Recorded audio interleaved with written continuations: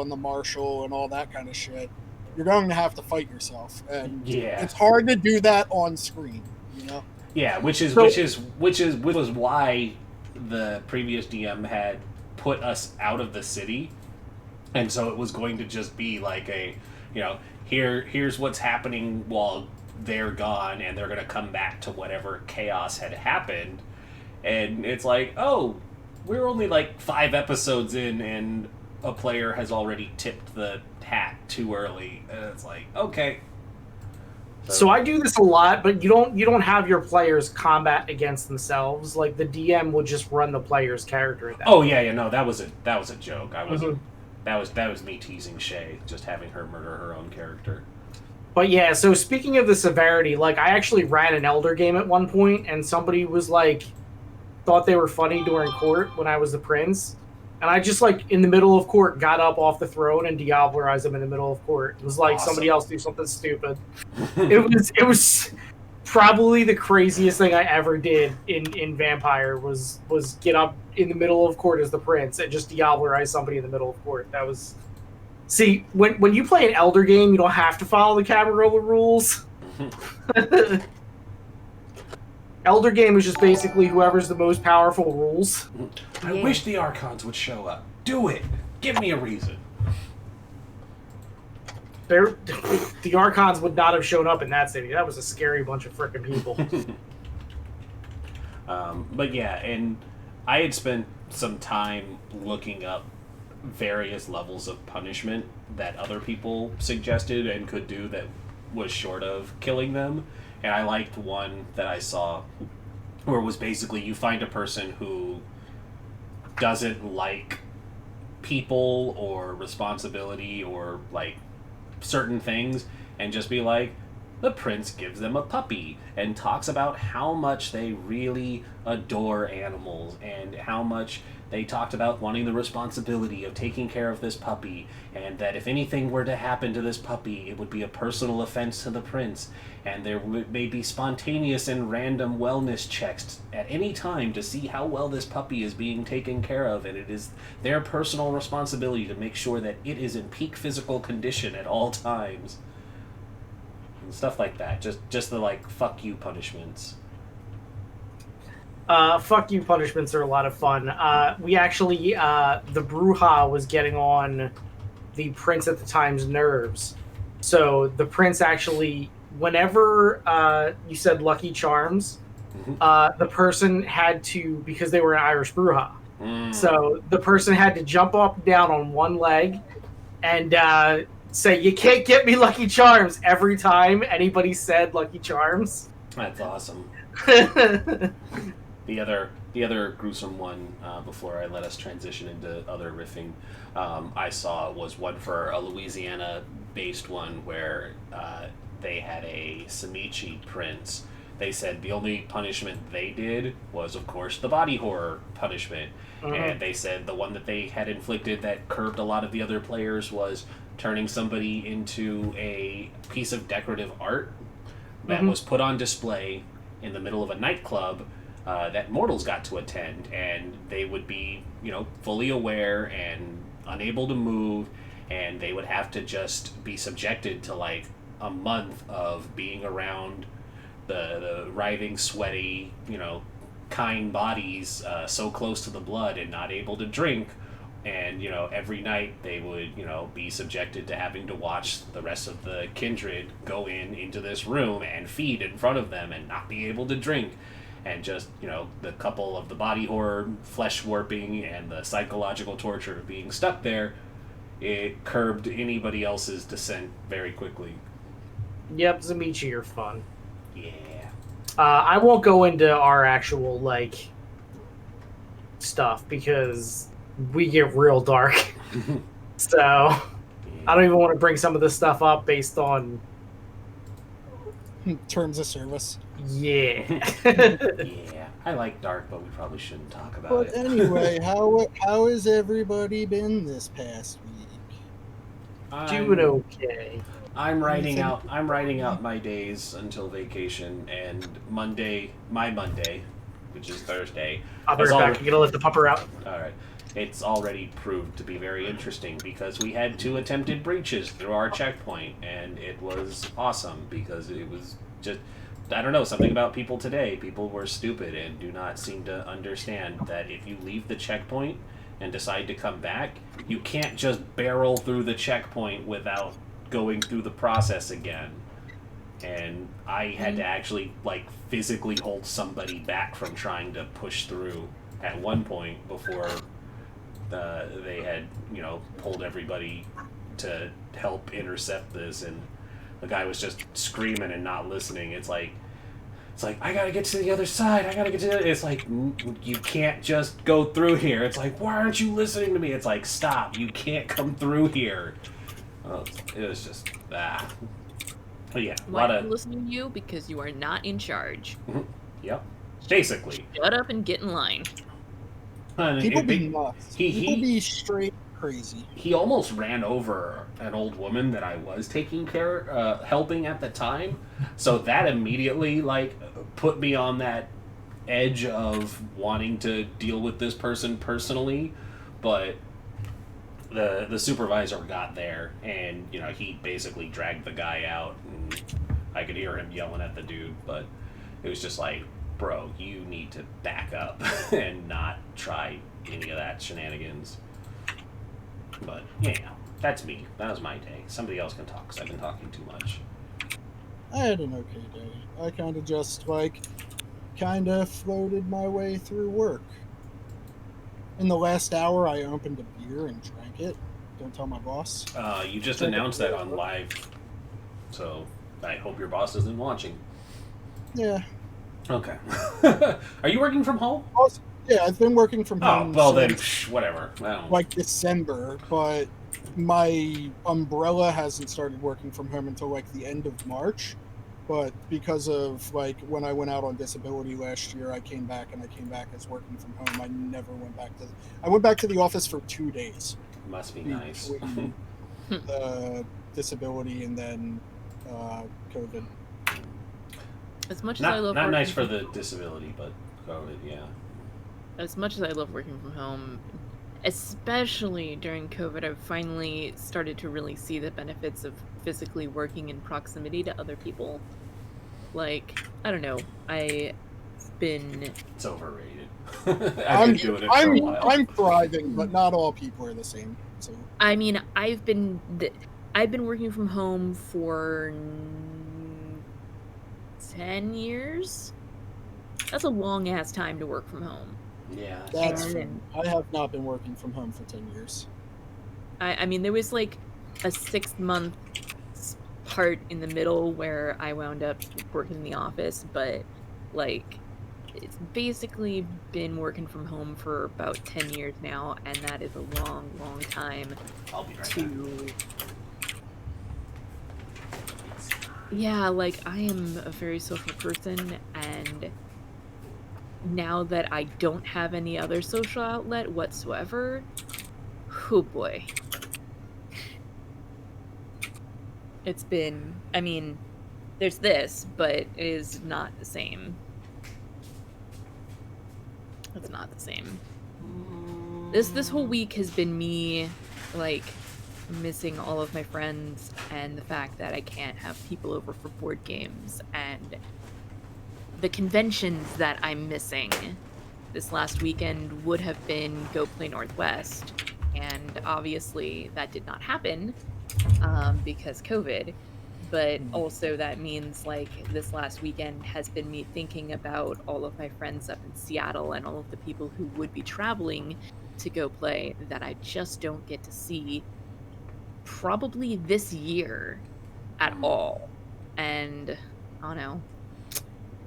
Yeah, that's how I feel about the traveling stuff too, because this was going to be a year that I would be able to travel and do stuff with the people I know on the East Coast, and it's I guess all of that is just done. So, speaking of vampire, things you see on your vampire ST boards. X character has a Fey pillow fort in her apartment. Okay, then. Sounds like the Malkavian. That sounds No, it like sounds me. like Actually, sounds it's like not. the Fae Funny possess enough. the dead corpse and have been Fae. Oh, that does remind me too. The same Setite who basically said he was going to wash his hands of the two who breached the masquerade also sold Shae's character out before Yep. the night was over. Good job. Yeah. I mean, Setites. Basically, yeah.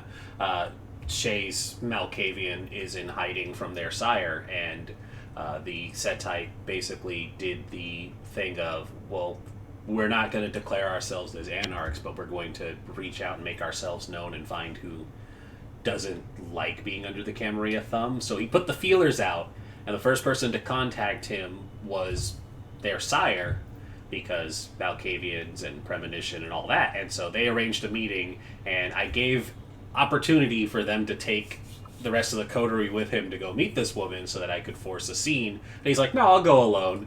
And so the sire basically talked to him about getting their lost bird back, which is Shae's character, who's basically a blind seer. And so he's just like, yeah, I can arrange a meeting for a major boon. And they're like, yep, anything you want as long as I can have them back. And they're like, cool, I'll take it. And so sold Shae out for a major boon. Sweet. Gotta love Vampire. Boons. Boons. Satan, you've been quiet. Yeah, I have. I haven't had a lot to say. Like, my last week has been, like, streaming. I started playing a very interesting game on Monday, which is nice. But, like, other than that, that game has given me a lot to think Diaries of a about. Space Janitor or whatever it's called. Diaries of a Spaceport Janitor. It's super interesting. It's very weird. It is. For anybody who ever wants to play something like Troika or Electric Bastionland or Ultraviolet Grasslands or something like that, play Diaries of a Spaceport Janitor, because it's very much those games. Like, I started playing no it. idea what any of these games you all talk about are. this is why this is for Expand me. your This is why I horizons. play them, so I can talk. So I can talk Don't about. feel them. bad. I've been playing tabletop for like 20 years, and I still don't know half of the stuff they talk about. So. To be fair, all of the games I just named are like came out in like the last couple of years and are very indie. So like don't worry yourself too much about knowing. Sometimes I just like dive into itch.io and look at stuff, and then I'm just like, here's a game name, and nobody knows it. I only know what those are because a former popular tabletop RPG streamer would also hype them, and I would be able to be like, I also know that, Saint, and I could bounce and riff those ideas. And now they don't do tabletop RPG streams anymore, and I'm reminded that I'm sad. Yeah. Kelsa, you started playing Diaries of Spaceport Janitor. I did. Oh man, that game. I feel like they're I like saw that. Oh, sorry. I feel like the days do not are not all the same length, and I don't know if that's just me, but like there were definitely days that felt like way shorter than other days, and also I kept getting lost in that city. It's so easy to get lost in that city. It is so easy because There like was this one time I was like circling around like a block away from the apartment, and I could not figure out where it was. Yep, it's terrible, but also like exactly what you need for that game. It's just like, wait, because like I figured out a couple of, because I think just in general I'm pretty decent with directions, so I found a couple of things like reference point on like where things are, like the ziggurat and like the spaceport itself, and like a couple of things where I'm like, oh, I know The where I porn am. store. Yeah, exactly, porn. that kind of thing. My favorite part is that when you're feeling crummy, you change your gender, and one of the genders is cuddle slut. What? Yeah, one of the so Oh, yeah, the genders are all great. the genders are all great. So in that game, every couple of days you got to change your gender. I swear it's and- every day in my game. Every day. It's definitely, for me, it hasn't been every day. It's been like every 3 days, I think. But one of the ones, of course, is Cuddle Slut, where when I got it, I called it half of my chat at the time, which is great, including outro, which is why they know. I was gonna say I oddly recognize the spirit animal known as Cuddle Slut. It's like, yeah, that checks out. Rhys Yeah. knows. I'm a cover So all I've really been doing, like, I had that, and then last couple days I've been like job hunting, and because I've been doing that forever, and listening to history podcasts, because that's also a thing I do, because I gotta keep myself up on stuff, and listening to the history of China is really interesting. The other thing I really like about that game, even though it's actually terrible, but I enjoy it, I appreciate that it's included, is all of the weird guys that creep on you for being gender fluid. Yeah, and it's almost it's generally like there are a couple of like people that you can see that do that, and also the Red Scars will half of the time will stop you and eat your money. I'll just eat the money. I had Anything. over 100 creds, and I didn't even see this guy, bumped into me from behind, and ate over 100 of my creds, and I was like, no. Oh, it's made by Tiny Build? Yeah, it's made by Tiny Build. I'd Or found it's published by them, I think. something Published, yeah. that I'd found a cred chip, right? Like you can find cred chips that you then turn into the bank. I found one that had over 40 credits on it. I was like, yes, windfall. And like between that and something I sold, you know, and having just saved up, I was like, yeah, I'm over 100 municipal creds. Finally doing it. This is our episode today. Red Scarf comes, eats all my money. Just eats all your money. Yeah, you have high luck, you lose all your luck. You have high cred, just lose all your cred. Screw that skull. That skull is freaking annoying. That's the next thing That I'm skull is getting pretty rid of. annoying. I hate it. It's I hate funny it how so everything's much. like flat 2D, like pixel art, and then the skull is like a vector that's Mhm. pretending to be pixel art. It's Yeah. really, really weird. It makes no It is. sense, like as far as the graphics go. But That whatever. game is a good weird, is what I'll say. Yeah. It's a good weird, and I appreciate playing it, because the other game I'm going to be playing this weekend is very different, because Halo 3 is on the Master Chief Collection now, so I'm going to be playing that this weekend. Speaking Reliving the end of the fight, which isn't the end, because of course Halo 4 was the thing. And speaking of good weirds, let's jump into some Zweihander. Yeah! Zweihander. Let's do some bloody Let's pearls. murder people. Whee! How many hands do you need for this sword? How many? It's fine. I'm taking guesses, everybody. 15. I mean, it all depends. Are two people holding the sword or just one person? Because Also good question. There we Is go. it the giant sword that's in Diaries of a Spaceport Janitor? Or Gosh, this sort of Xenophon? Something yeah, like because that. that would take a lot of hands to wield. Yeah. That would take Look. quite a few hands to wield. That is actually one of my reference points that Is the I sword? navigate by is that giant sword. Look. But the thing is, all you have are these hands. Catch These these characters' hands. hands. So last time we finished a fight. Subject of finishing fights. We finished a fight. The plan was originally to take Ifadal Khakmi alive, but instead you murdered her, which is fair. She was trying to kill you as well. bitch, so. She was trying to kill you, and also is part of a cult. So like whatever. To be fair, Just she's a did bitch, arrest. so it's fine. It was fine. But yeah, but instead you got an officer, a militia officer who could tell you a bit. Not as much as she could, but you know, Enough. consolation prizes in a sense. Their name is Afnan. They're actually on your NPC sheet. Because now a thing I did for the NPC sheet, because I was like, wait, this is, if you just look at it, it's a bunch of text. I bolded all the names, so Yay. it's easier Yes, to I read. Yay. Much Because helpful. yeah, because the thing is on my own document, they're all I have bullet points for all of them, so it's easier to read. But obviously, for whatever reason, on that sheet, the bullet points weren't working, so I just did bolding instead. It was easier. But yeah, you found out a lot of things afterwards. You also, of course, everybody met with Dr. Tanith afterwards because like almost everyone was injured. Including Iluka, who is still very injured. I can't move my legs. Yeah, Feel my literally. legs, It's fine. You don't need your legs. Yeah, just get yourself a wheelchair and you'll They be don't good. need your legs. I gave all my money away. I don't have it Oh. anymore. Kelsa, you're muted. Yeah, also you gave your money to Dr. Tanith, so there is that. Oh, I gave my money to No, not to Zani Dr. Tanith. too. Yeah, right. I gave all my money away. Yeah.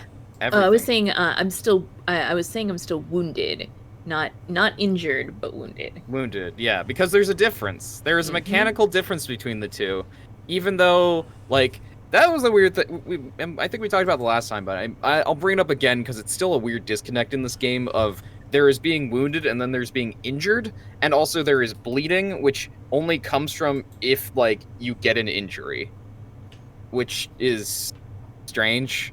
Unless you Probably have because- armor, and then you're fine. Yeah, unless you have armor. But then, like, I think there's supposed to be certain attacks that, like, cause you to bleed and stuff, but I don't know. I'm not using those creatures because that's more work, and also we're in an urban setting, so it doesn't make any sense to.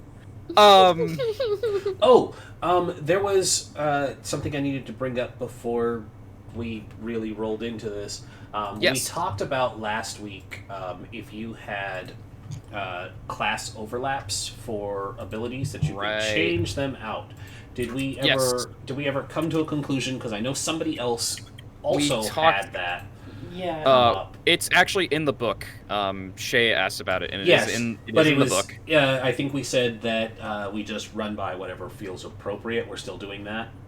Yeah, it's a you have to take you have to take the talents. If you already have one of the talents, you work with me to select an Switch it alternative out. one that makes sense for what you've experienced and what the new profession is. So I guess before I invest the time into figuring that out, because I have the option of going into 2 different classes, how many more episodes do we have before I really set my heart on figuring out what abilities would be appropriate for either? Probably 1, maybe 2 at the most. So I 'Cause probably you're at- I won't bother picking the talents. Then, I will say that for this arc, which is the conspiracy arc, which is basically this game, like, y'all are near the end of the conspiracy itself.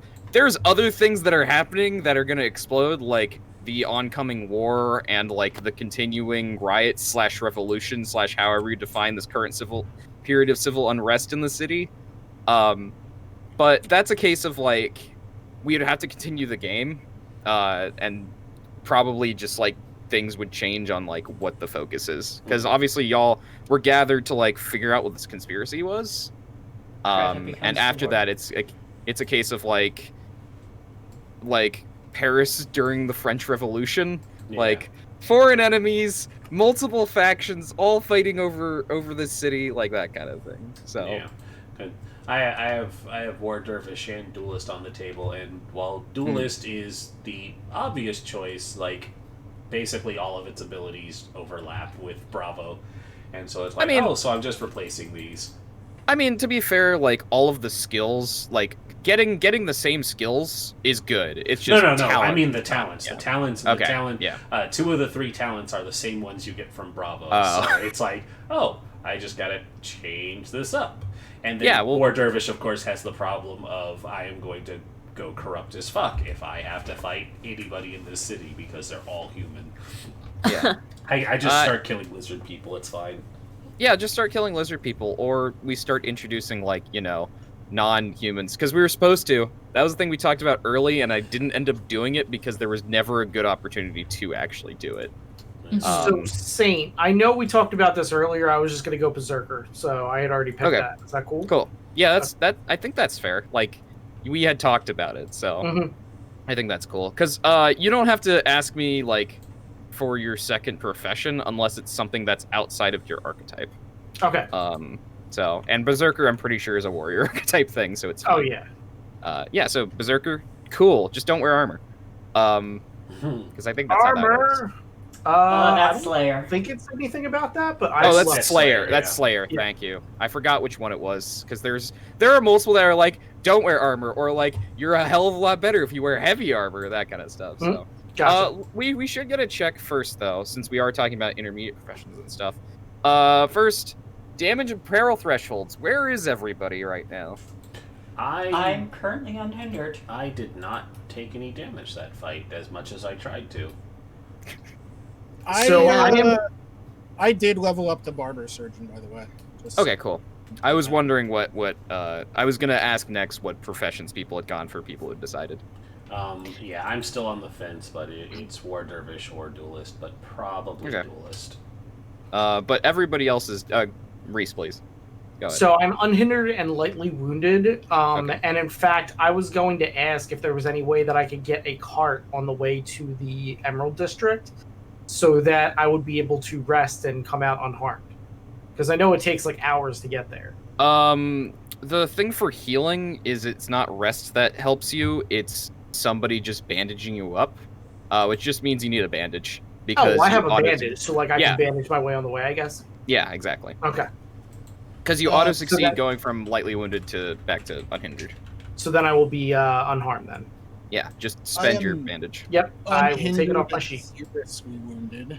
Ah, good.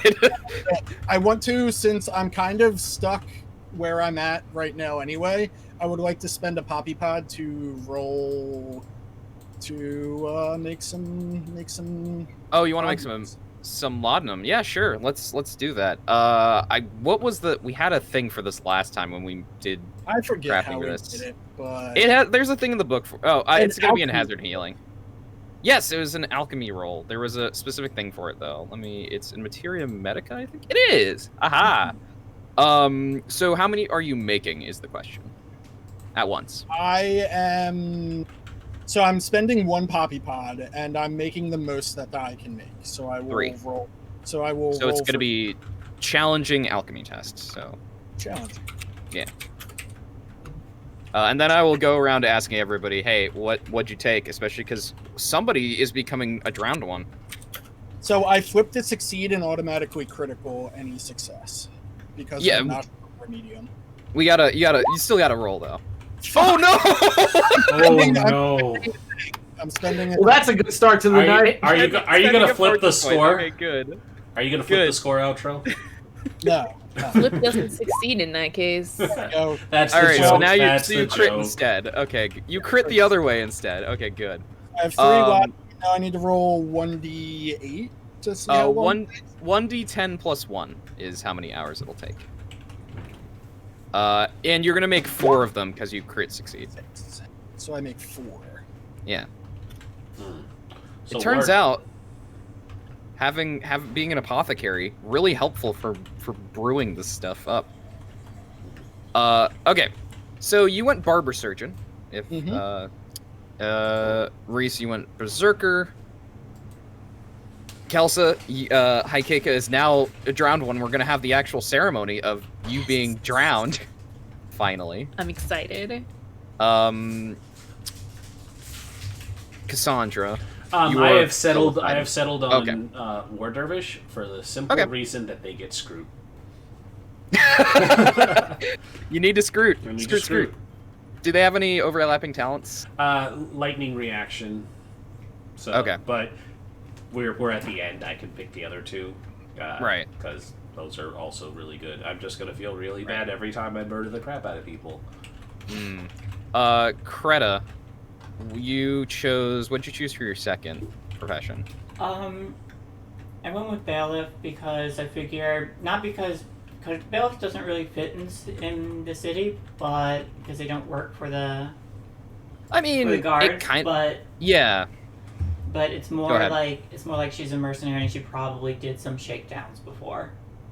The thing about a bailiff, and this is the thing about a bailiff is a bailiff works for the court. Like, you were already a reeve, and bailiff also makes sense of, like, you are an officer of the court, which is historically, too, especially for medieval and, like, European society, the original bailiffs were just people who worked under the sheriff. It wasn't necessarily a court thing. I work for myself. Yeah. But you work for yourself, or in this case, you have a thing from a judge that says, I can do what I want. Yeah. So you are technically a bailiff. Yeah, the court systems and stuff were, like, roaming beyond, from town to town, and bailiffs were the people given authority by the sheriff, or the judge and sheriff, to handle justice in their city. Yeah, but I have... And of course, that's I do have overlapping menacing demeanor, talents. I think. Yeah. Okay. Yeah, we can talk about it if it comes up. Yeah. The thing, of course, for the bailiff is like most of these professions, a lot of these professions, they're very like Western European. And of course, we're not doing a setting that's like Western Europe. So there are things like especially if we go more like on the Byzantine side of things, it's like the bureaucracy aspect is a lot stronger, and so having something like a bailiff that is more something that would seem familiar to us in modern times makes sense. I have an overlap talent. It's determination. Can I petition for forked tongue because of who Luca is? I was gonna say yes. I think that makes sense. Yeah, I think that tracks. Also, I just noticed because obviously last time I didn't know. I don't think you had replaced it yet, or maybe you had. Iluka's newest picture. Yes, I just put that in today. Okay, cool. It's very good. It's very, very good. It's very nice and pink. It's what they're doing right now, except they're doing it like they are leaning they're heavily holding onto the table. Not really standing and doing it, kind of leaning and doing it. They're standing on one leg. So we have like a lot of different things going on right now. Like we have, I think everybody's kind of split up. Like we have, Vice is over in the Emerald District, with, oh gosh, was it Mirjana that you were with? Yeah, I was with Mirjana, yes. I believe. Gonna go to meet Mr. Bahar, but like, things are going down there. We have, what other else are people doing? Kreta and I had split off to go take care of one of her things. Yes, and Iluka, you're making laudanum. And I sent off Zanu to go get a cart full of coal, by force if needed, from my friend, damn it, I forget their name. The shoveler, Badria, yeah. Badria, there we go. I got you. Yeah, that'll be coming up. And then, of course, lest we forget, Hikeka is going to go get drowned. Hell yeah. I want to see that play out. I want to see maybe we can. Well, actually, let's start with Vice first, because I think Vice's thing is the most like immediate thing that's happening. We'll start with Vice, and then we'll go to the drowning, because the drowning is going to be very good. Because everybody wants to watch Hikeka drown. Hell yeah. Damn. Look, I'll just have everybody play different like members of the Church of the Leviathan. It'll be great. I mean, we all know how to be creepy, so it's fine. Yeah. Wash you clean. In the background, I'll just be chanting, "Wash you clean." So Vice, we ended it off at you were near the estate of Mr. Bahar. And with Mirjana, and there was you had been hearing about this group that like was being led by this preacher that was kind of like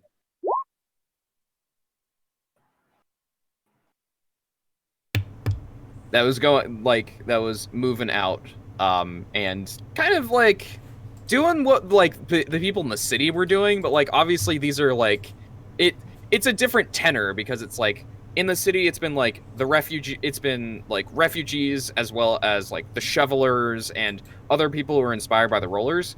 This feels like it like if you didn't already know the context of what was happening in the city, this feels like it would have just come up. It was just like spontaneous, totally not related, but totally is. Let's be real. But currently at the estate, as you approach the estate, you see a like silo that is on fire, and you see like a group of peasants who are out in front of Bahar's estate. They got like lanterns and various farming tools, a few weapons, that kind of thing. They're outside right now. They're not like trying to get in, but they're making themselves heard. They're shouting things at the estate.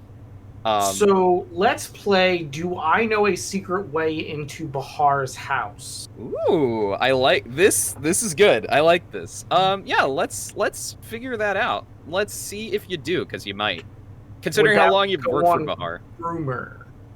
Yeah, sure. I was gonna look for skills, but I think rumor makes sense. Like maybe you heard about it. I did not. Rip. Can I talk to Mirjana and try to charm her and see if she might have known anything? I mean, you don't have to charm her. I think she just is gonna make a roll for you to see if she knows. Yeah, but you can you still need to ask her. Yeah, just be like. So hey, yes, I will turn to Mirjana and just say, Well, the front entrance looks a little crowded. Would you know another way in? And this is where I'll roll. Because if she knew, she would be like, yes, I do. But if she didn't, she would be like, maybe? No, she definitely doesn't.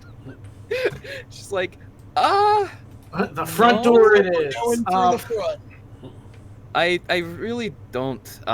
The big thing was, really, like, this is something like this has never happened before. So we're going to have to, how good are you at acting? Kinda, like, looks at you just like, I will follow your lead. We are currently angry peasants. Follow me. And Okay.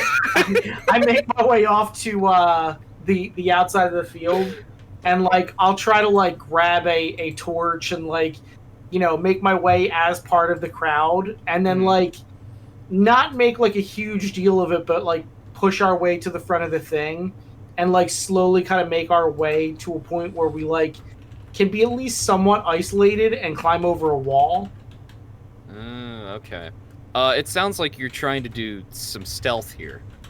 Yes, but at the same time, I'm trying to make it look like if we do get caught, that I could be like, "Oh, I'm gonna bust this place up," you know, like so we don't just get jumped. Let's do 2 different tests. Okay. The first one will be a disguise test, Okay. which is the "Hey, I don't look suspicious. I'm definitely one of you" test. Nothing to see Ooh, here. nicely done. Nothing Okay. to see here. Actually, ooh, it's a special skill. It might be flipped to fail, unfortunately. Let me check, because special skills does are he like get a bonus thing. for always being disguised in that mask? Yeah, I know, right?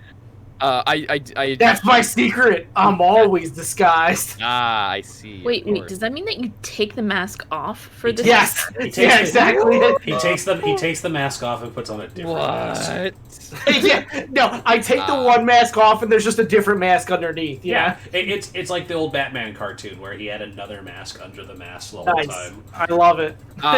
Okay, so this being a special skill, if you don't have anything in it, you have to flip the results to fail the test. So unfortunately, that is a failure. Oh no.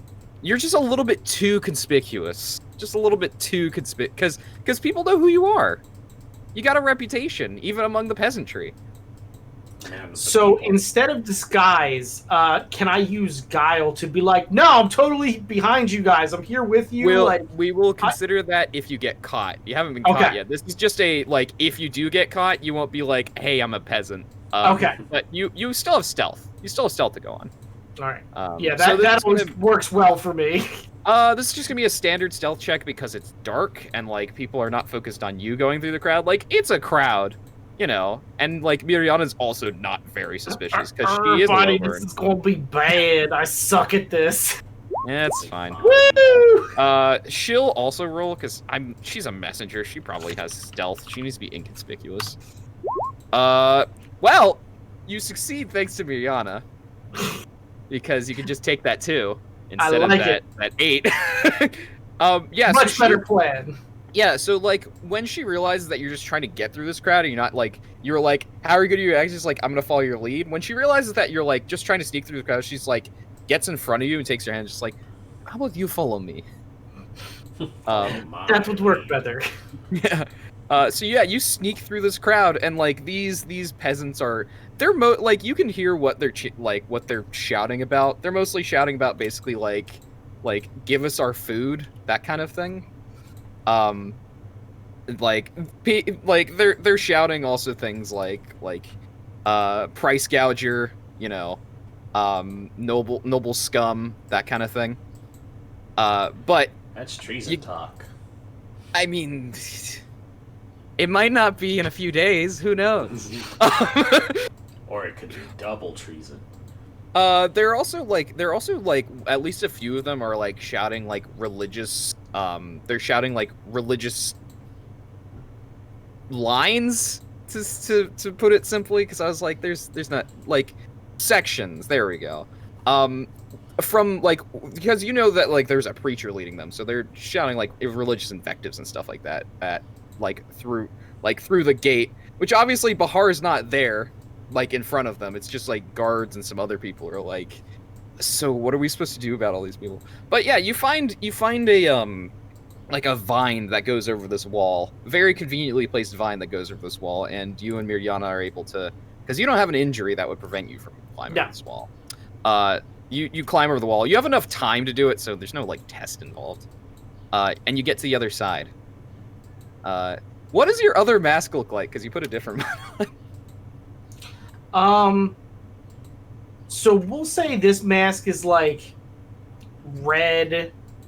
Like this is my heel mask. This is like my bad mask.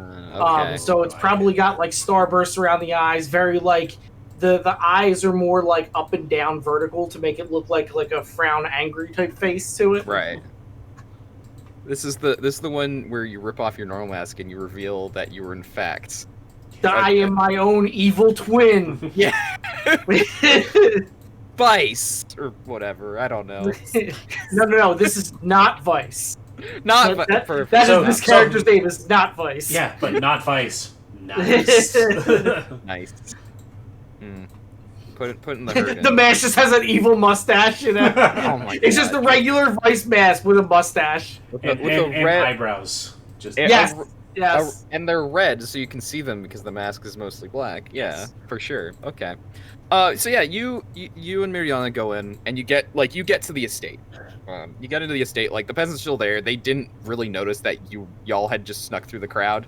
They were just like, oh. Once you're on the other side, they're like, oh, people that work for this bastard Bahar.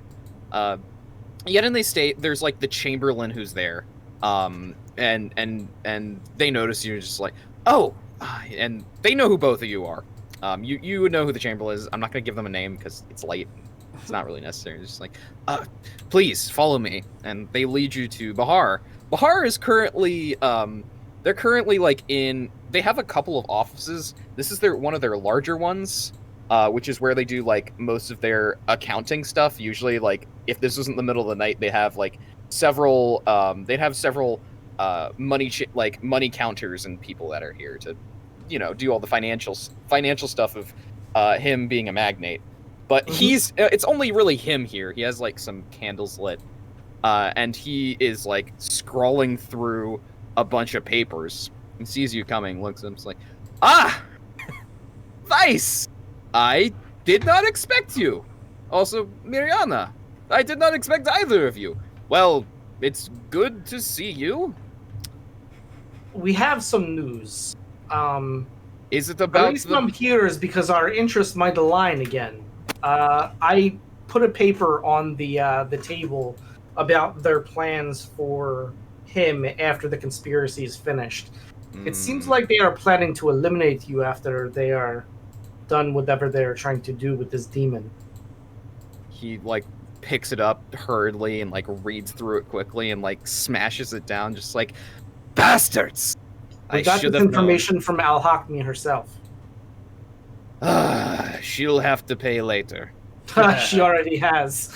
Yeah, this is like, okay, well, that was unexpected. Unfortunately, as much as I'd like to help you, I have my own problem you may have seen already. He points outside. I am aware. I might be able to help with that problem. If I am able to help with that problem, would you be able to assist? Thanks. Just like, what kind of assistance would you need? So, we are trying to stop a ritual of the actual demon summoning. We believe it's going to happen in the city at some point soon. At the very least, would you be able to provide some soldiers to look around, or personal guards? And on top of that, we may come back and ask for some provisions from you. I'm not exactly sure what we will need as of yet. He considers it. He looks at a few papers because he was doing his financials. Just like, I think that can be arranged for sure, especially for my good friend Vice. Which, of course, you had that falling out earlier, but he's trying to keep a good he's trying to keep a good face here. I mean, he's a businessman, and I'm gonna get rid of a problem for him. So exactly. Like he's just like, yeah. hey, roll with the assets you have there. Yeah, it's like, I think I can provide you some soldiers. As for the provisions, well, that one will be contingent on dealing with, well, the problem outside. Excellent. Well, we will get to it then. Good. It's like things like, Miriana will let you know. And she's like, I guess I will. But yeah, so you got a problem to deal with. You got some. All right. So I'm going to head outside the gates. Okay. And I will put my normal Vice mask on because maybe Right. people will like be cool with Vice. Yes, the guards see you. The guards who are at the gate see you, and they just like look over. They're like, "Oh," and like they obviously see that you're gonna go out the gates. They just like hurry over to the gates, and a few more of them like cluster around the gates because they don't want to let people in. They start opening to let you pass, but like obviously there are people pressing against gates, being like, "Let us in." So if that's the case, I'll just climb over the gate with like a flourish. Excellent. Because Vice. Yeah, right, exactly. That's just what they do. Yeah. It's good. You just hop on over. And the people leave you some space. There's conveniently like a box that's there that you can stand on. Mm-hmm. And the people are like, they stop, and like there are several different questions that are thrown at you at once, being like, one person being like, who are you? And then another person being like, why are you here? It's like another person being like, are you gonna let us in? But they're all coming at you very quickly because. So I will like make a loud whistle and say, all questions will be answered. First, I am Vice, the wrestling grappler, world famous. Second, I am here to help everyone resolve this issue. I also have interest in supplies being given back to the people, and have been in discussion with both the rollers and the various guilds of the city. I want to hear specifically what you need from Mr. Bahar. Okay. This is to gain the attention of. So we're gonna do a skill check to see if you can like basically focus all the attention on you, from the crowd. Okay. So I think it's a rumor roll, or like, well, it's commanding attention. I don't know. Rumor is like public speaking, weirdly enough, because It's difficult. It's weird. Yeah. While you're making that roll, I feel this is very important. I found a picture of Creda during the demon summoning on page 214 of the book. I will look at it in a hot second. I'm curious. So it looks like that's Commanding- succeeded. Oh, you already rolled. Okay. Ah, Yeah, good. you said Nice. rumor, right? Which Yeah, I book? said rumor. I was looking at 214. but that's 214. like rumor. It works. 214. All right, 1 second. We'll look at this picture and then we'll Not in the continue. main book. Is that main gauche? No, Zweihander one. Are you sure it's 214? 214? Does it say it at the bottom of the actual page? Because 214 shows a halfling, a dwarf, and a human. Yeah, Going over 214 this. is the Zweihander's- start of the You have to traffic you have to go to page. the actual Or- book page, not the PDF. It is the actual book page I'm looking at. It's the Zweihander Players one.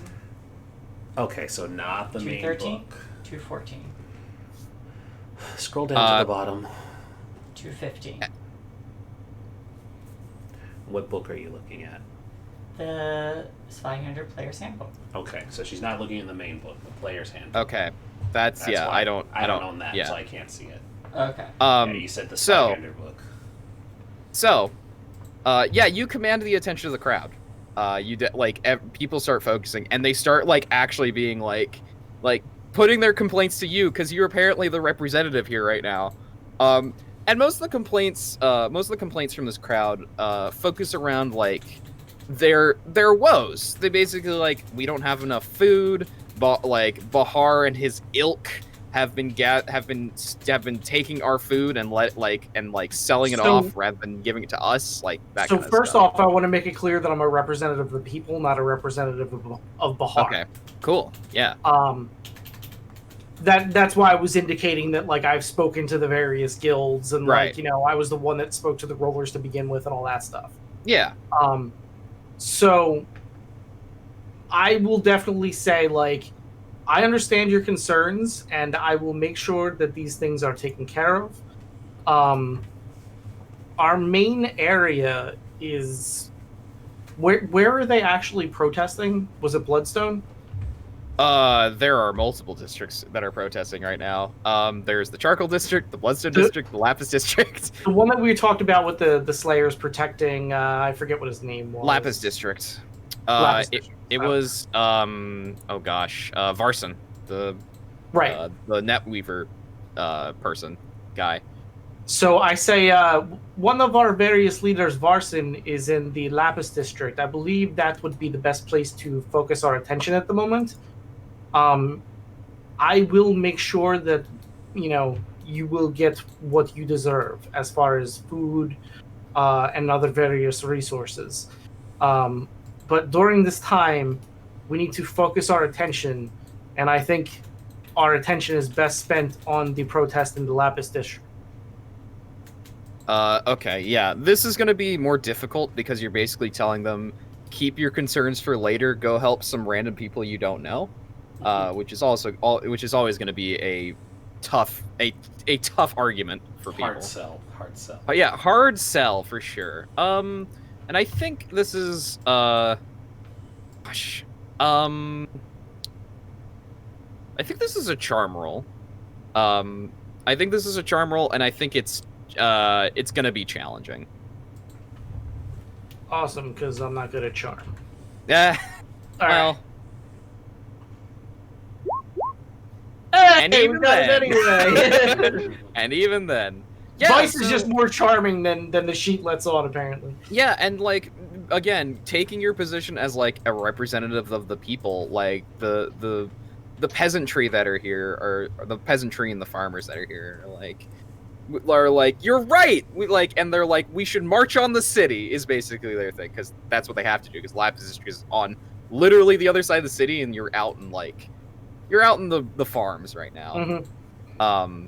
And I start saying, like, there's power in numbers, and our protests our voices will be louder in unison, and we need to fight together.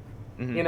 Everyone together is stronger. One voice. Yeah, and I think there's a couple of people who also shout, like, you speak with the voice of Marxists, and they the crowd eventually turns around from the estate and starts marching towards the city. Cool. Yeah. You have successfully done the thing. Excellent. You've managed the situation. Well done. But yeah, Bahar will be providing that stuff because he had a deal, and he's gonna keep his word on that deal. But we're gonna go away from I think your face being framed by the lights of the lanterns and the torches as the crowd marches off towards the city, and go to a very different location that is probably a little bit more well lit, which is the Temple of the Leviathan. I picture the scene is not actually that well lit to start. Mm-hmm. And we slowly focus in, maybe coming in from behind as we come into the temple, and there's candlelight. Everything is lit by candlelight, probably braziers as well. Mm-hmm. And mirrored surfaces, and it's not deep underground, but it's definitely below the street level, down where there's that pool, It's also- where. Yeah, I was gonna say it's below the water table. Yeah, exactly. 100% below the water table, and there's a ritual pool there below the temple, and that is where the ceremony would be taking place. Mm-hmm. Before we go on, for everybody else that's here, if you'd like to participate in the scene and be a clergy of the Leviathan, so a cultist or some other clergy member of the cult of the Leviathan, feel free. You're going to be generally people who are not named, because I will be playing Uruk and Goron. That's his name. Yeah, I got it right. We just Hey, we just their all chant, tentacles right? Fill you up. You can chant. You can also if you say if one of the people says something and you have a doctrinal difference, you're like, wait, that's not how that's done. You can shout that out too, because that's what this. Blasphemer. That's what Part the of being Leviathan. Leviathan. Yeah, is there is no like really set way to do a lot of these things. Like Goran's thing is like, did you tie seaweed around the mast? Like that kind of stuff. The bow, So, excuse me. the bow, excuse me. Thank you. Reminding myself. It's madness. I love it. Wait, but you tied it around the mast? No wonder it didn't work. Well, there's your problem. Should have tied it around the masthead. That's what it should have been. But yeah, please, if there's, I think you had more to describe of this place. So I'm picturing there's definitely like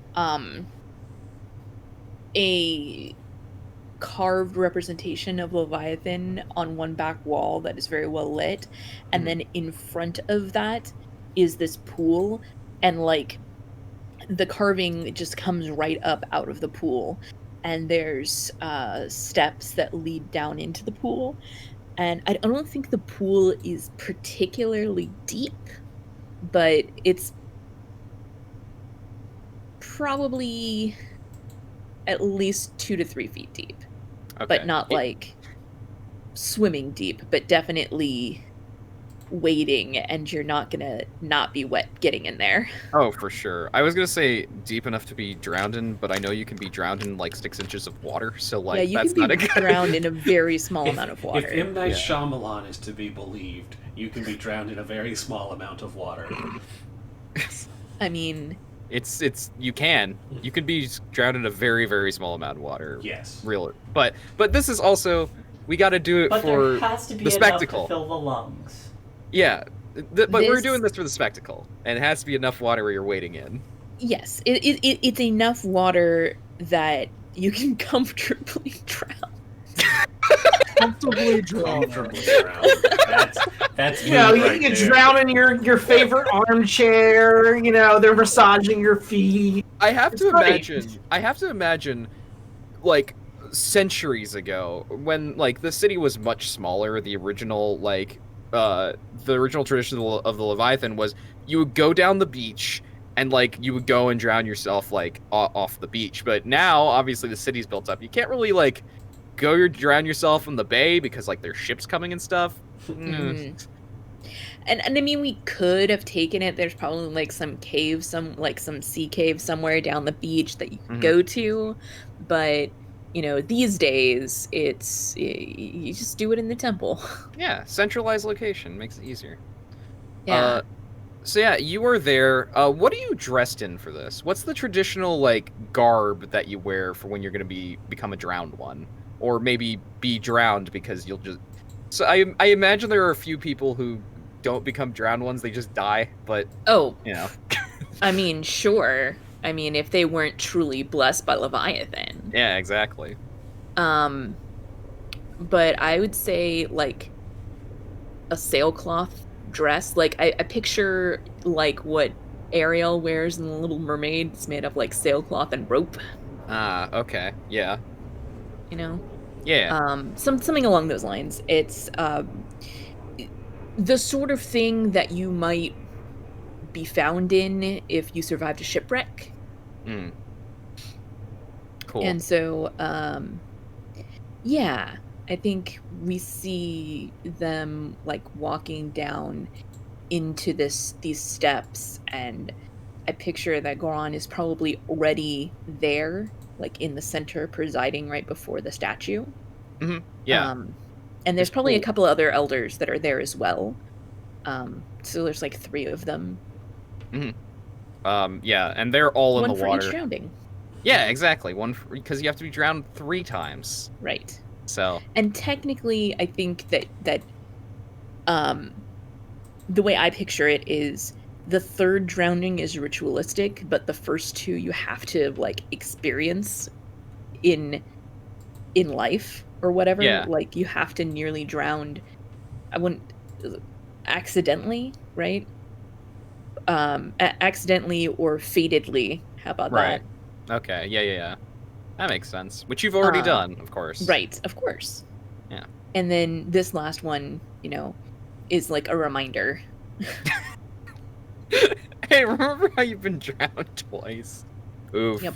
That's a time. So yeah, Goran, he is wearing like his traditional robes for this, and he has like his hands up, kind of in a praise type of motion, and is calling up to the Leviathan, Yeah. basically being like, bless your adherents, for we will have one who joins your ranks anew. So I feel like my random acolyte A, instead of doing incense, because they always do incense with these things, right? Mhm. So I feel like the way they do it is they sprinkle like this like bath bomb type substance that like has like an incense like smell to it. It just like kind of dissolves in the water. For sure, Nice. yeah. It gives it I think it's probably a luminescent Oh, that's cool. I like material that. too. Heck yes. Yeah, so like the water glows while you do this. It smells like it smells like incense mixed with salt water, which I have no idea how that smells, but it's gonna be pungent. It's perfect. Yeah. There's like a little bit of, it makes it seem like there's a little bit of smoke coming out of the water too, because it's like incense. Maybe it even contains some of Iluka's best seaweed. Other things of note, I think definitely this ceremony is very solemn, and like you said, there are some people who do not survive it, and at the same time, it's like a it's a reminder of your mortality, and to use that to better other people and yourself. I think there might even be a member of the Church of the Custodian who's here on hand, in case somebody, actually drowns and dies. Yeah. So yeah, and I think they're like in the background somewhere. It might even be our augur, the augur shaman, is here, like masked in the background. Like, Yeah. it's the TV show thing. If you see them in the background crowd, and you're like, hey, I recognize that person. Yeah. But yeah. And I think also there's like, in my mind's eye, a ritual like eating of oysters as part of it. Okay, yeah. I would like to be a cultist who is like the equivalent of squirt bottling the area just to keep it moist, just to keep the atmosphere moist. Yeah, I think maybe you have like a bucket of water and you just like throw, like you splash water a little bit every like few seconds or whatever. Oh, you need to get one of the spreader things. It's basically just like a ball on the end of like a stick, and like it soaks in water. There's like a sponge in it, and you shake it at people. Yes, I like that. Yeah, totally. And it has an actual sponge because we're at the ocean. Oh, nice. Yes. Yeah. Like So those yeah, square pegs. missing it up a bit. I like Yep, it. just making everything moist. Mm-hmm. Damn. Like you do. Damn, that's. I mean, it's the Leviathan. I think Sagi is fine too. But yeah, you are brought down, Haikeka, to the water, and Goran is like next to you, still has his hands up, and he's continuing his proclamation to the Leviathan of, it wouldn't be servant, because usually when we think of this, like it's usually like take your servant, but that's not the same. Idea. Yes, please. Okay. So, you know how I said the pool was only like 3 feet deep or whatever? I lied. So, like, there's gotta be like a tunnel like underneath the Leviathan statue that goes down, and it takes you to like the super secret, only the inner circle of Leviathan priests can go there, because you cannot survive the swim if you do not survive the ritual. Like, it's impossible to make the journey underwater if you have to breathe. Right. Okay. Yeah. And so like the final part is like all of the high priests and all of the initiates like diving into that tunnel, and you get anointed or eat the oyster in the secret temple if you survive. Okay. Yeah, and it keeps it secret and stuff. I like it. Okay. But yeah, you approach, and he's yeah, and the thing is, like, he wouldn't say servants because that's not quite this thing. Like the servant thing is very much like, it's very Christian of like, our lord, like that kind of relationship, and that's not really the Leviathan's relationship. The God Emperor, that would work well for it, just not the Leviathan. Take your adherent, Haikeka, into your grasp. Bring her down and bring her back up again. Bring them, excuse me, my bad. Goran is better at this than I am. Goran spends every day with them, yeah, and you spend, 3 hours a week with them. So. Exactly. But yeah, he takes your head and like pushes you down, and the drowning begins. I think the another acolyte starts chanting, "Drag her down and raise her up," just over and over again. Drag them down, raise them up. Drag them down and raise them up. I feel like the tempo for it is actually very sea shanty as well. I like to think that before too long, Goran releases and you have to drown yourself, which is a test of will. Yeah, and there's going to be a roll here. I need to figure out what exactly it is, but there's going to be some sort of skill roll. Yeah, being a test of willpower. Let's see. Is it resolve? Is it? I think it's resolve because you're trying to resist your own internal like don't drown yourself instincts. Because we already know that you're going to become a drowned one, so it's resisting that instinct rather than like resisting the actual drowning because we know the Leviathan will be with you here. Leviathan, be with me. Yeah. Oh no. Nice. Yeah. It's not successful, but nice. Yeah, not successful, nice. So you're gonna gain some corruption from this. Sure. Of not being able to resist. It's basically the not being able to resist your own instinct, which generally be a good thing, but for the Leviathan, you would be looked down upon.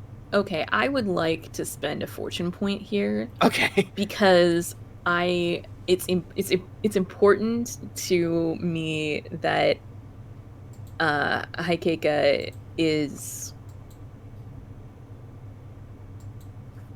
seen in a good light by the Leviathan. Yeah. Okay. That's one way to put it. No, it's worse. Oh no. Okay, well, it doesn't matter. Luck is not on your side today. Yeah. They try very hard, but they are unsuccessful. It might just be a regular drowning. I think it's you try to come up again, and like Goran was not expecting you to come up again, but you do, and he just shoves you back down to finish the drowning. He doesn't say that, but that's yeah. And they've had this happen before. Like this isn't the first time like people have gave in to their urge to not drown. But I think maybe the audience sees like a flashback to the first two times that Haikeka almost drowned. I think the first time they were a child and like they like fell off their parents' fishing boat and like hit their head on something on the way down.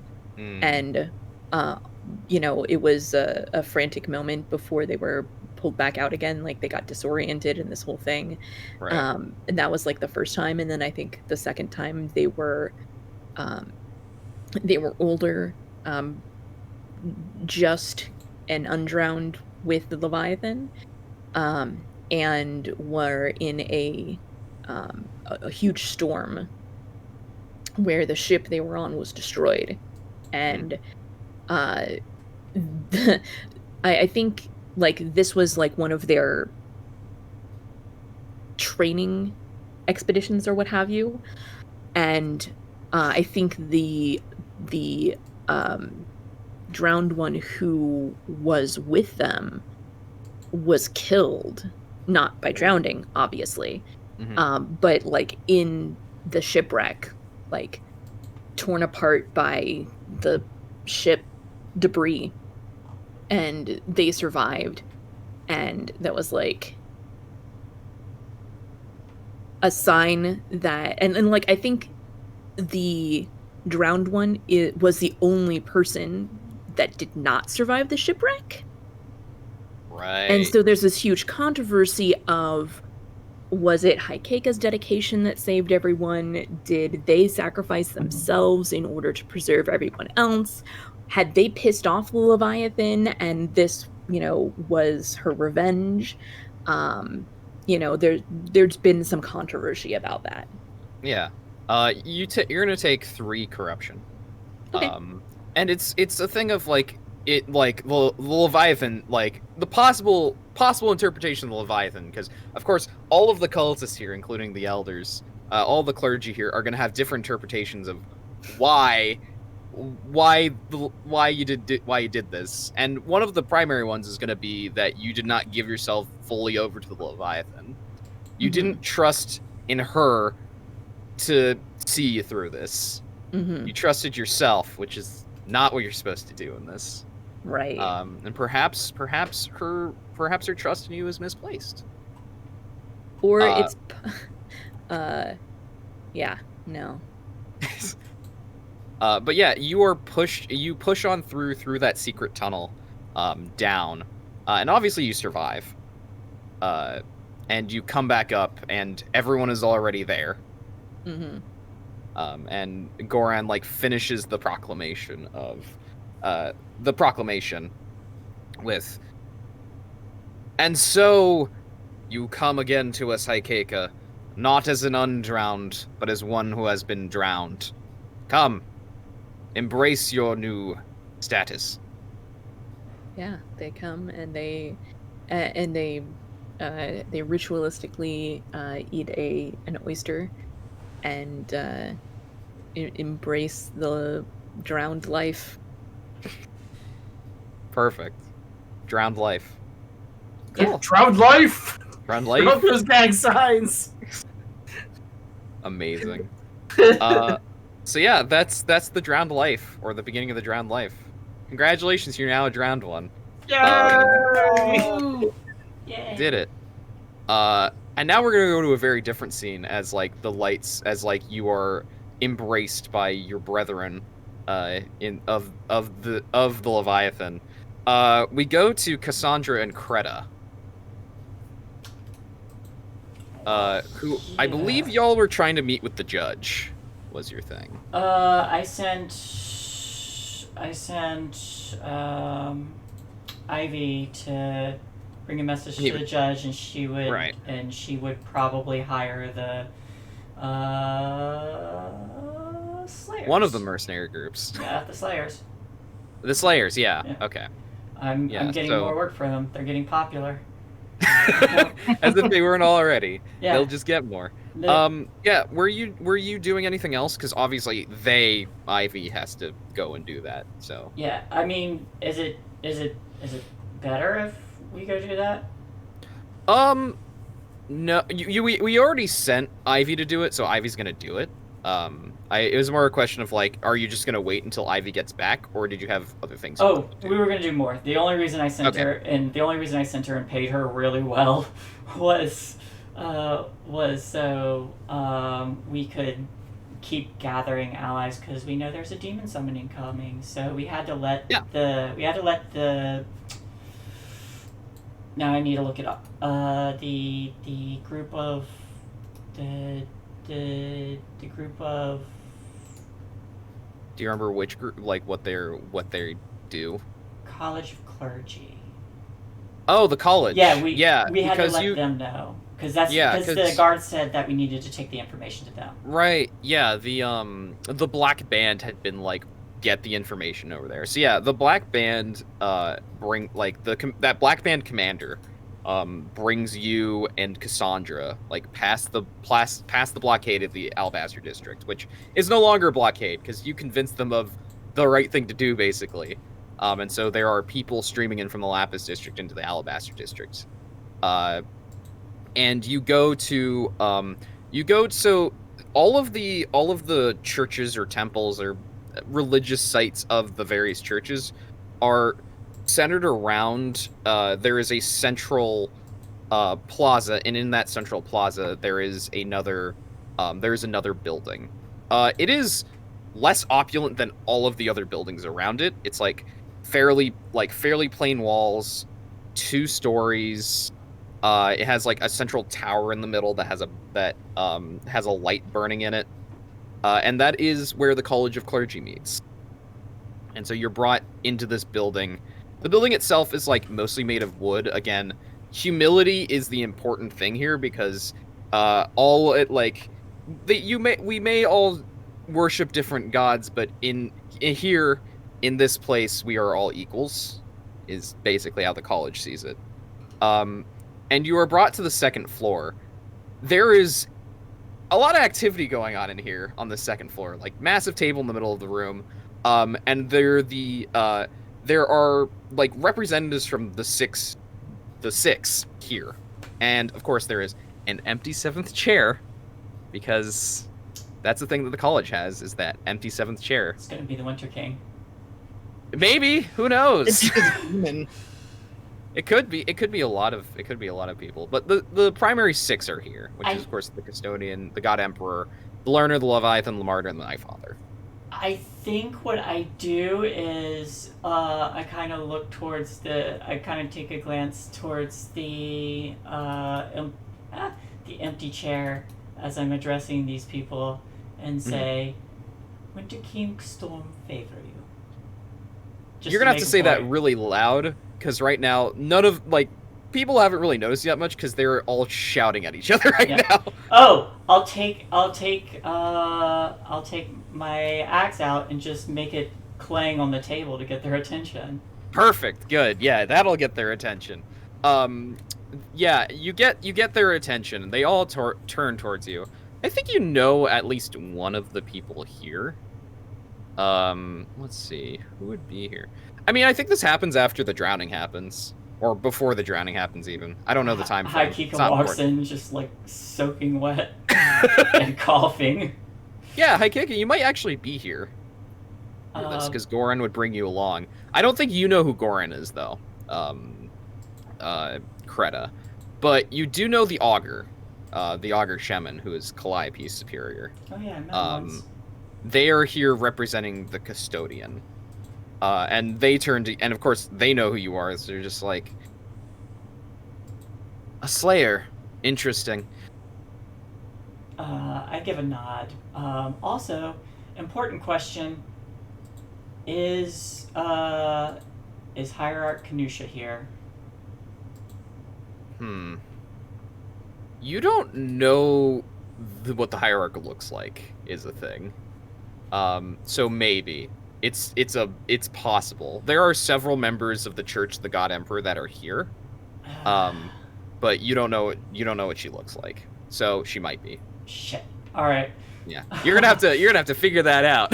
Yeah. Okay. So just being thoughtful of that, then I say. Though you might not know, but Cassandra, being the aristocrat that you are, you might know if she's here. Though I don't know if you recognize that that's important, because I don't think you've been told. I have not been told very much yeah. for this character. You have not. No, well, we were all there when we got the information, and she had to read some of that stuff, so they read it out loud. So that's right. Yeah, you would know then. Yeah. Okay. Yeah. No, that's fair. Okay. You bring that up. Good point. Yeah. So there is no like. I guess it would be Cassandra if you would like to know. You can, of course, just be like, no, I don't know who's here. You do a folklore? Or, actually, education. Do an education roll. Oof, not trained in that. All right. Oh, okay. Folklore would have been better. But... Then, yeah, let's do folklore. Folklore makes sense. Right. Because it's not like, if you want to know, like, the internal politics of the church and stuff, then it'd be education. But folklore is just like, do you know who Canusha is? Any adjustments per station? No, it's flat, because if you had been a lower class, you would have negatives. Okay. Can I help? You're Are you there? How? I mean, same type of thing. Confer. She is a religious. Yeah, you person. can go if you confer with her, then 100%. Yeah, Oh, sure. Yeah. I'll Yeah. take it. I will And take I any think help. I was there. I just didn't get a chance to speak up when you said that I might be. So. Okay, cool. Yeah. There's mine. Yeah, I will definitely take help. Let's see what you got before I decide to reroll. So is it routine then for me? Yeah, it's routine. Because of my- Yeah, because you're a member of the clergy, so you would certainly know more about Pirate Canusha. Oh, Lord. Go. Yeah, I'll take the 2. Okay. Yeah. Yeah, so you recognize Pirate Canusha. Give me a second to give her some descriptors. Shit, she's here. Yeah, I picture like the two of us have come over to the side and we're gossiping. Yep. Right? That's how it works. That's obviously how that works as Kreta is speaking, because Kreta's being the front person, y'all are just like fittering away in the background. I mean, I'm pretty sure. Alright. Ooh, okay. Interesting things already. I'm trying to judge this table at the same time. Because we're gonna have to decide what the people of the God Emperor are dressed as. And Guys, I might die in this room. also that, maybe. No. Look, maybe we'll see. Oh my gosh. Yes, it's soft, she has the most perfect distinguishing feature. I'm curious. So you both of you, and Haikeka reminds you Cassandra, because the last time you went and took like the sacrament of the God Emperor was a long time ago. Yeah. that checks So out. yeah, but you Haikeka, you know the person over there. There's the hierarch Canusha. She is a tall husky woman. Like, she's built. She is a tall built woman. Light brown skin. She is fashionably dressed, which in the case of the for the priests of the God Emperor, especially because she's higher up in the church, is like things that are like embroidered in gold.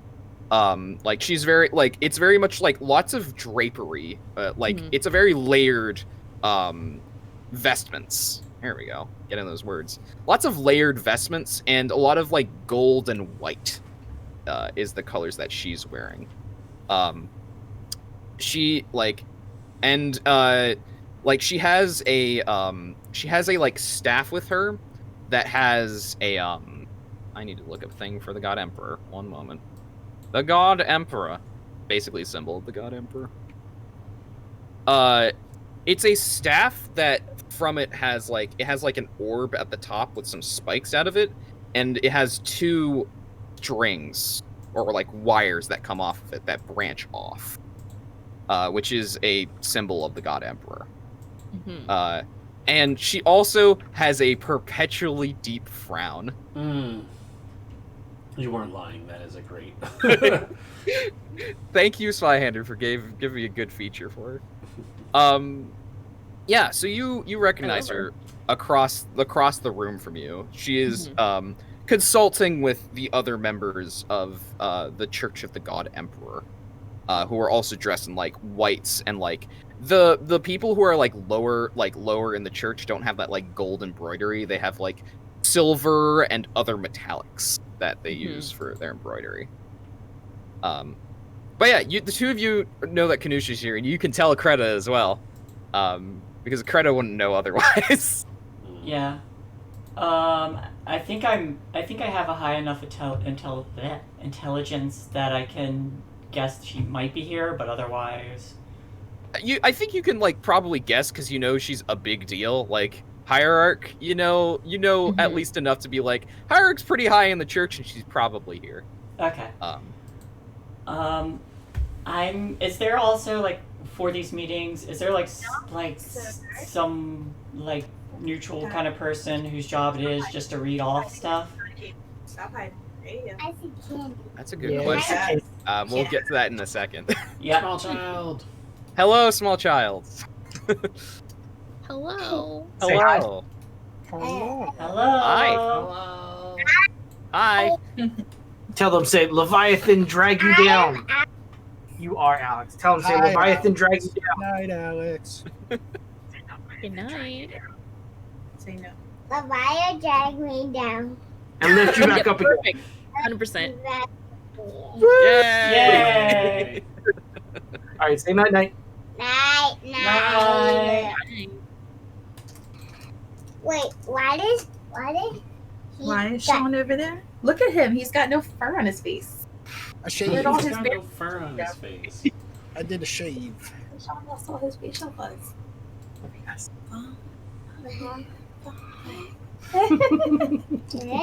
Eh? Alright, see you guys later. Bye. Having a I love like Barbara over here. basically the question is, do they have a secretary / a moderator? And the answer is they kind of have to. I just don't know who that is. But That's- the answer is yes. They do Okay. have a person here who Yeah. like takes the notes and like makes sure people aren't just always shouting at each other. Yeah, they're just gonna have a task in a moment. Right. Okay. Yeah. There is a clerk. I will say they are a clerk because that makes sense. But we don't know who they are. But they're a clerk. They're like sitting at this they are one of the only people sitting down right now because they're just like looking at everybody, just being like, okay, this is good. Somebody's brought order here. I like this. I think they're like she is like in her she's in her 30s. She's probably a member of one of the organizations based out of the Opal districts. She might be part of the oh gosh, I'm trying to remember my own things. Like the Font of Fortune or something like that. She's fairly well dressed for a clerk. And sitting at this table and just looking around, just being like, okay, what's next? After I get their attention, I say, my name is Kreta. I am Kiryarkov, but I have made this city my home and have worked very hard to keep it safe. In the past few weeks, a ship came in with questionable items, and upon investigating, I have come across proof that there are cultists attempting to summon a demon in this very city. And I will turn and present said proof to the clerk so they can read it out loud. Yeah, and the clerk rises and takes the papers and shuffles them on shuffles them so that they're all straight up on the table, and then puts it in front of her and begins to read what's on there. It's the scene of she starts and then it fades to where she's finished because it's several pages of things, and the room is silent. I believe the papers also, of course, as we said before this, implicated the hierarch. Yep. So the hierarch does not speak, but one of her subordinates speaks. Says, "This is ridiculous. A demon summoning in this city? Bah." It's just how could you? And the other one's how could you implicate the hierarch like this? Do you have no respect for our church? I've got eyes on the hierarch. Can I screw that? Yeah, you can totally screw that. You can Screw the hell out of that. You got these underlings speaking up, and I don't know if it's because they want to protect her or if it's because they don't know any better, or but I want to know what she thinks. I will I will join said Scroot. All right, Scroot. It's gonna be she is higher social class than you, so you're gonna have it's gonna be challenging for the both of you. I'm a burger. Is she a burger or higher? She's an aristocrat. Okay, so challenging. Yeah. Okay. I still maintain that hamburger's better than an aristocrat. I'm just saying. Ooh! Oh, so damn close. it. All right, So close. that's fine. Let's go. No. Nah, No. neither of you, unfortunately. All right, that's fine. Yeah. I don't need to know per se. If they really want to put their neck out, then that's yeah. okay. So, what you can't quite get what she thinks because of course she hasn't spoken and very passive face. her very passive, perpetually deep frown. Like she's just sitting, like she's sitting there calculating right now. But you don't. Yeah. Yeah. If you have your doubts, I will welcome anyone to take a look on board the ship. There is the site of a failed summoning, one I've seen before, and it is recorded. Right. I think this is where you can try to convince the room, because there are doubters in this room, and it's not only the Church of the God Emperor that's doubting you here. Because I think there are also, before we roll, there are others, like, after you say that, who bring that up. And I think the other churches that, or the other, like, clergy that bring that up are, like, the learner brings it up, and of course the learner, like, is very close, the clergy of the learner are very close to the university. And the university is probably the one that people usually suspect of things like demon summoning. So they bring us, like, we would have seen the signs in the stars and in the tides, if this were to be the time, but we have seen no such thing. Are you saying that our calculations are wrong? And then also, I think the priesthood of the Night Father also get up, and you know someone from the Night Father. You've met Masood. We've met Masood before. Masood's not here right now, but they're mostly getting up and just being like, you might have this proof right now, but I think we need a little more. This, as much as we may trust the written word, we know how that goes with the rollers and such. And the room's like, yeah, the rollers. But yeah, this is gonna be. You're gonna be waiting until the demon's on your doorstep to believe us. Ooh, It's our job to be. I like it. It's our job to be stopping these sort of things before they come out, not after. This summoning Right. is in a few days. As I said, I made it my job to protect this city. I'm not certain that we can stop it if it occurs, but if we can stop it before, and I just kind of like leave that open. Yeah, for sure. I think, Creta, you're gonna be the lead of this role, but obviously, I will Cassandra, definitely help. you can help. It's definitely a charm roll. Ooh, You're trying to get the definitely room help. on your side. Uh-huh. It's gonna be, it's still gonna be challenging because you are at a disadvantage here, not being a member of the clergy. It would be harder if Haikeka was not here, is what I would say. Does the proof help me at all to Yes. figure that out? The proof is part of what's letting you do this roll. Challenging. Otherwise you would not be rolling. Shit. All right. Yeah, I mean, you got fortune, and you have Cassandra helping you. You 'Cause do have Cassandra's me all help the roll.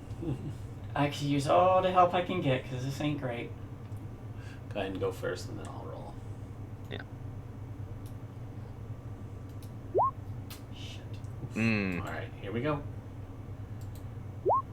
Hey! Yes! You did it! There you go. See? Oh Not man! Teamwork. Teamwork, high fives. Teamwork. Oh, y'all have Yeah. the same fellowship, huh?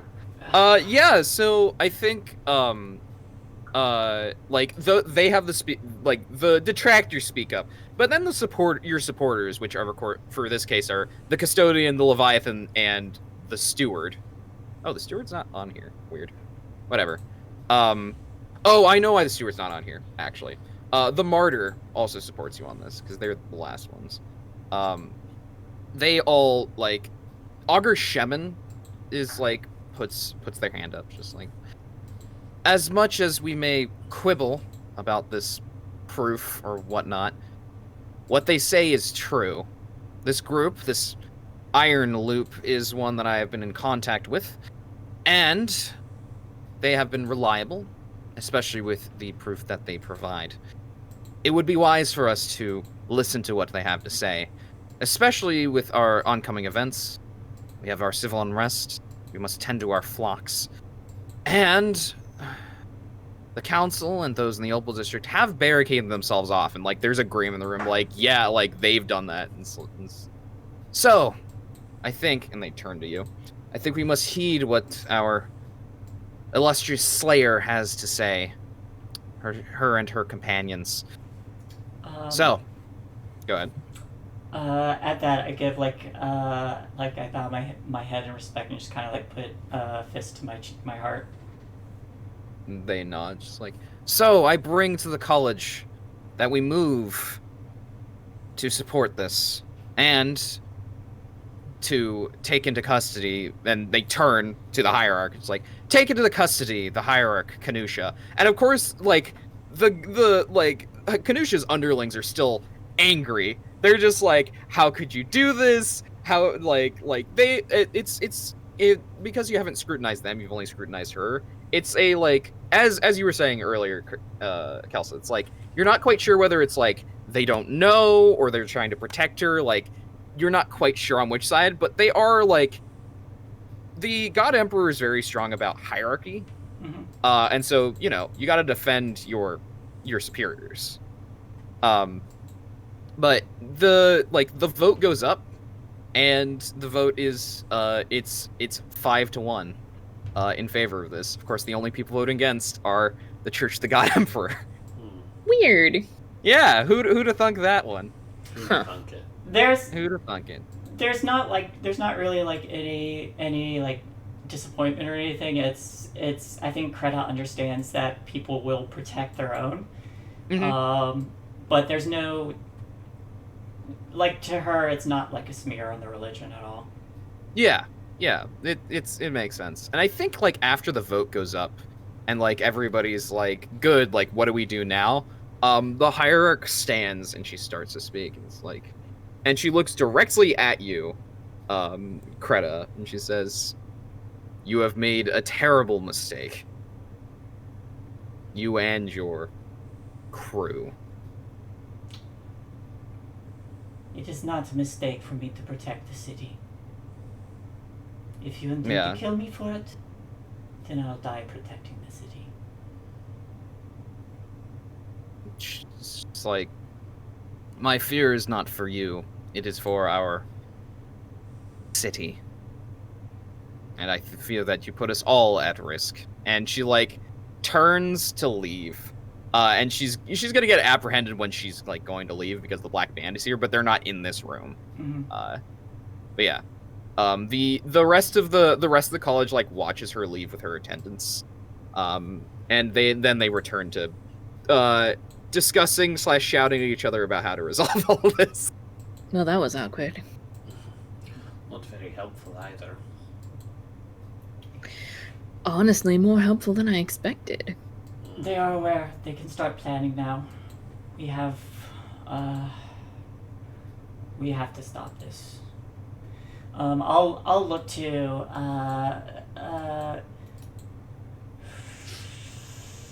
NPCs. Oh my god, so many names. Apologies. The no! augur, perhaps? Yes, the augur. Okay. I look to him and say, was there a location? There was a location. It's in the center of the city. The Opal District. The Opal District. It was, it's somewhere in the Opal District. Somewhere in the Opal District, but there's no like specific place. You don't know because you can't read the stuff that it refers to, I think is the big thing. That's fair.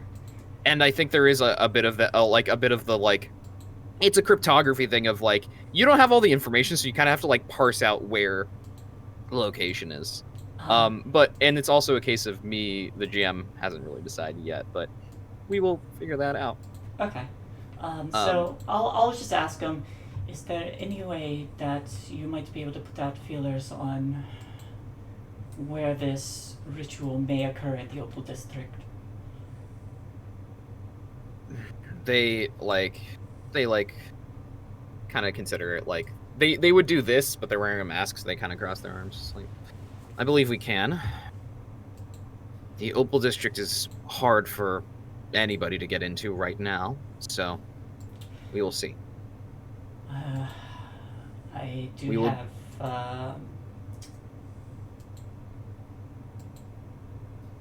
what's the word? I do have a little bit of authority in that regard. I might be able to get myself in.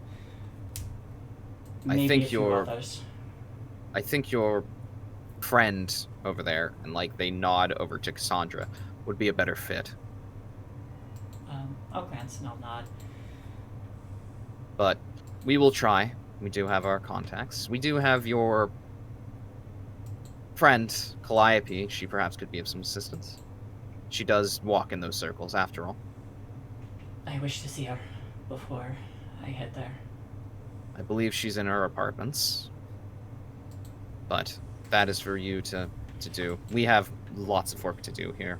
The other people you may ask is not myself, of course, but, well, you have a drowned one with you, as I've been told. And perhaps you could ask, well, and they look over, and you obviously don't see like a look on their face, but there's like a sigh. Just, you could ask the Night Father, the Grey Guilders, though they have their own agenda. Of course.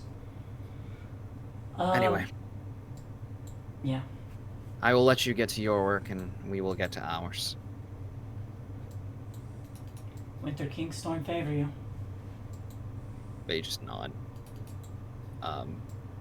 Yeah, and we're gonna take a break right here before we get to Iluka and meeting someone you might not expect. Uh-oh. Oh no! Uh-oh. Dun, dun, dun. My guess is Space Dancer. It's a good guess. Steal your face. All right, well, we'll take 5, everybody. We'll be back shortly. Enjoy the slideshow, and yeah, BRB. BRBs.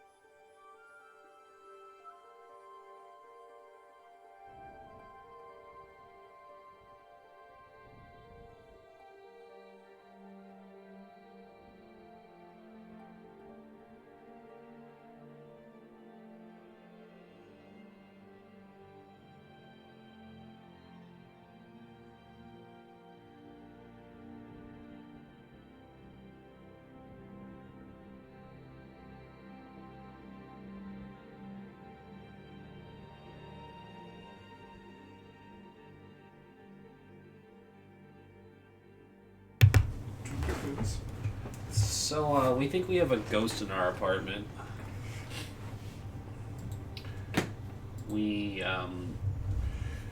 There was a thing of applesauce sitting on the counter, and Shae's like, I'm gonna pour out your applesauce now. It's been sitting here. And I'm like, that's not my applesauce. I ate my applesauce last night. There's my washed out dish. And she goes, mine's in the dishwasher. And we both look at each other and we're like, who the fuck ate this applesauce? I'm gonna like start checking the cabinets and make sure there isn't a person living in our walls. Cause first of all, rude. Second, wash your damn dishes when you're done.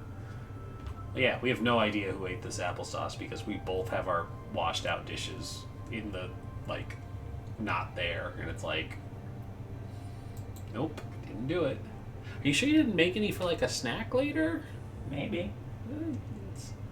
But I usually rinse my stuff out and put it in the dishwasher immediately. Me too. That's why I thought it was odd that it was there. And I was like, maybe she's gone back to it.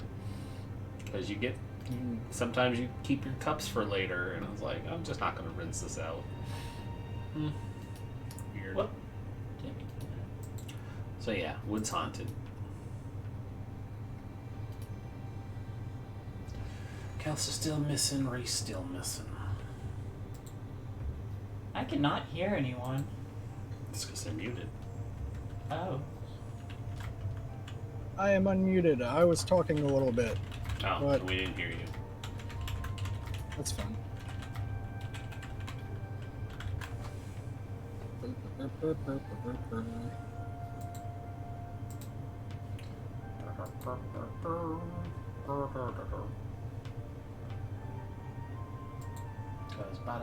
I'm loving it. I want some of the wolf spells. They're so cool.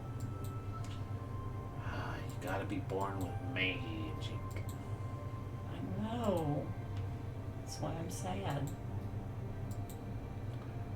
Listen, this would have been a totally different game if I had been born as an arcane caster. I would have just done all the chaos.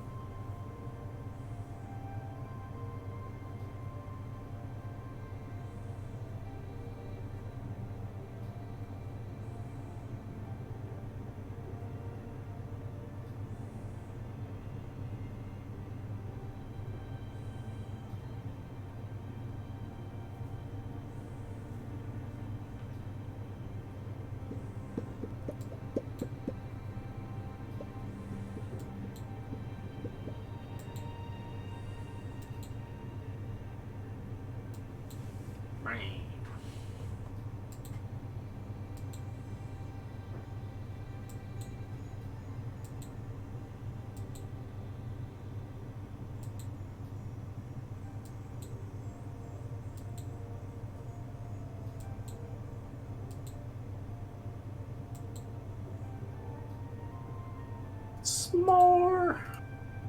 You have a s'more. That sounds delicious. S'more. I wanted s'more. S'more? You want some more? S'more. That's why they call it s'more. That's right. Once you eat it, you want some more. Ah. I haven't had s'mores in a long time. Ah, so good. Alright, it looks like everyone is back. We're just missing a camera now. Yes, we are missing Shae and Shae, your Jason. camera's off. Gotta turn it back down. Yeah. There you go. Sorry. Hey, we did it! Hooray! We're all here. Okay. Huzzah! Huzzah! Hazoo! Give a resounding huzzah. Huzzahs. So before the break, but during a scene where it didn't make sense for them to be, we got a couple requests for some NPCs. From Golden. Thank you, Golden. Golden.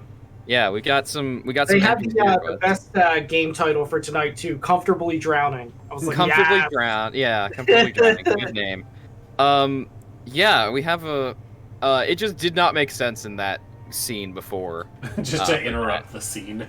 Yeah, just randomly interrupt the scene. What are we doing here? You're always showing up at rituals, Harold. Harold! Damn it, Harold. Instead of wedding crashers, it's just ritual crashers, you know? Honey, you're a chair. I can dream, Harold! But yeah, Iluka. Because that's the person we're gonna leave. We were going to, because we leave off on like the scene of people arguing about not religious doctrine, but just like what to do about this. So I have a question. Yeah, what's up? First off, my character sheet's stuck. There we go. Oh, that's not good. What would forgery be under? Would that be guile, or would that be? There is a thing for I believe there is an actual like thing for forgery. Give me a second. It is under counterfeit. Counterfeit. Oh. Yeah. Counterfeit, which has the focuses clip coins, embezzle, and forgery. Okay. Well, that doesn't help me no bits at all. No, not at all. What were you trying to forge? I was going to create a decree that would allow me on this cart of coal to enter the Opal District and set it ablaze outside of the. I don't think you have the tools to do that, unfortunately. Just tell them you got to pass. It's fine. Well, I just have like the tools to forge. Yeah, because I would need to know somebody. The thing for forgery is you would need, for like official decree forgery type thing, you would need paper. You would need wax. You would need a seal. You'd obviously need a pen, which you probably have, but I have most of that in a writing kit, and oh, you have a writing kit. Oh, okay, yeah, good. But I don't have the seal. But then again, there was that signet ring from what's it called? From Al Hakni. You do have Al Hakmi's signet ring. This is true. So you could try it. Because it would be like a decree of like the militia, basically. It would be very difficult, is what I'm telling you. But you could try it. Yeah, and I don't think I should. I'd rather not. I was just like, that's something that comes to Iluka's mind, and she just like shakes it off, and she's like, no, we need to figure out another way. Yeah. But in the interim, like while like you're making your laudanum, and that takes like 6 hours. So you're busy, and outside the door at one point you hear a man rambling. He's like and it's this typical end of days rambling that you hear from some people. It's just like doom is coming to the city. I have seen it. And there's another person, his wife next to him, just being like, honey, you can't do that in the streets, especially not now. It's just like, quiet! The people must hear me! They must hear my proclamation, and all of us are doomed! And it's just like, oh, you always do this. Always the doom and gloom with you, isn't it? And it's just like, quiet! I know exactly what I'm talking about. I love that they're just a couple from The Princess Bride. Yeah, always the doom and gloom with you! Have fun solving the demon pits. That was literally my first instinct. I love it. That's amazing. Always the doom. I don't know. I don't know. Coding helps it go down smooth. Yep. So this is like outside of my shanty, or yeah, this is outside your shack. Yeah. You've heard these people before. So I kind of like scoot myself along to the door, and I'm like, "Get the hell out of here! Nobody wants to hear this, especially right now." No Yeah, squatting. it's just, would you like to make it a roll of just them telling them to fuck off, basically? Yeah. Do you want to make it? Okay. Yeah. Which one is the fuck you roll? roll to fuck off. I guess it would be intimidation. I guess. Just be like, fuck off. Get the fuck out. Screw you, man. I am just at standard difficulty. I think it's just at standard difficulty. Yeah. Okay. Nobody wants to hear this. Oh no. It's the opposite of what you needed. The opposite of the rating. The problem, the thing is, unfortunately, by telling him to fuck off, you invite him to go and start talking to you. I acknowledge their existence. What? I acknowledge their existence. So I just exactly. I roll my eyes so hard you can hear it, and I just wait for whatever's about to happen. I'm like, well, I have time to kill while the laudanum finishes. I guess this is how I'm going to spend my day. This is how I I just wait for somebody to come up and respond. I wait for them to say something for me to respond to. Yeah, they he's about to start, and she cuts in. It's like, look, Hakeem. They're busy. He's like, quiet!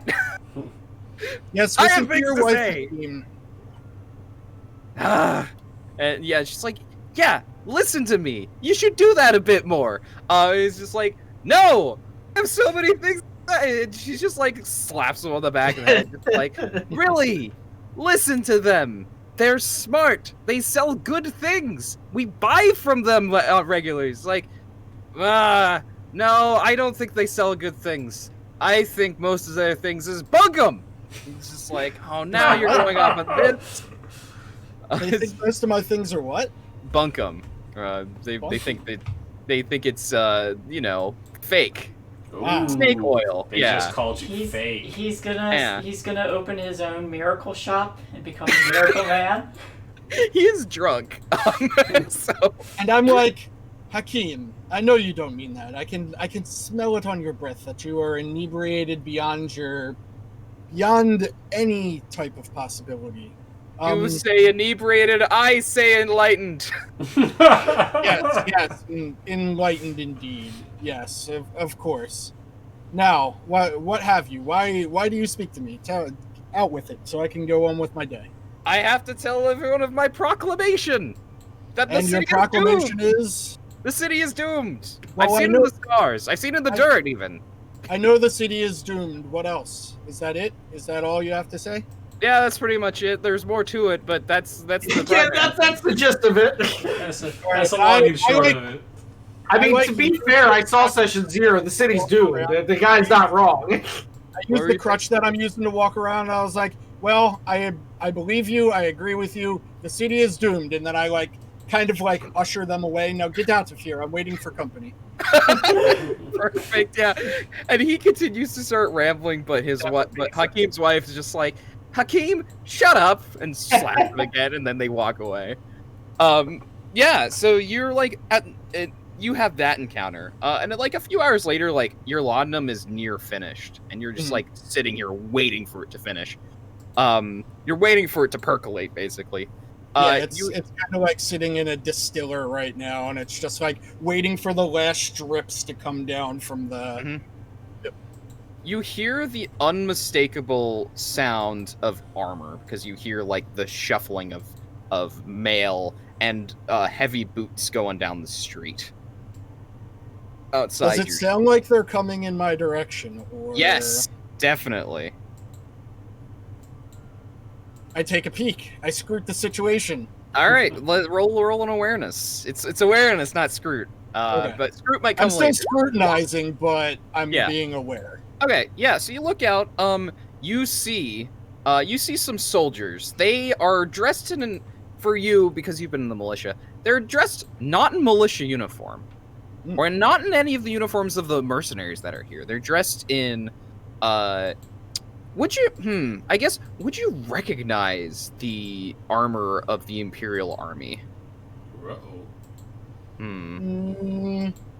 I don't think you would. I may recognize it, but I wouldn't recognize what it is. Like I've seen it before. I just can't put my finger on it. Exactly. So you see these soldiers, and they're wearing armor that goes to like about like their biceps. Like it's that kind of armor, and like they wear long sleeve shirts underneath. And it is like it is metal armor. It's not quite chainmail like we think like European chainmail. It's not quite chainmail, but it's like metal armor. You can hear it like shuffling. And it's like a bunch of like it's that like teardrop scale mail sort of thing. Okay. Yeah. Kind of like Roman armor because it's like Byzantine armor. And they're all wearing helmets that mostly cover their face.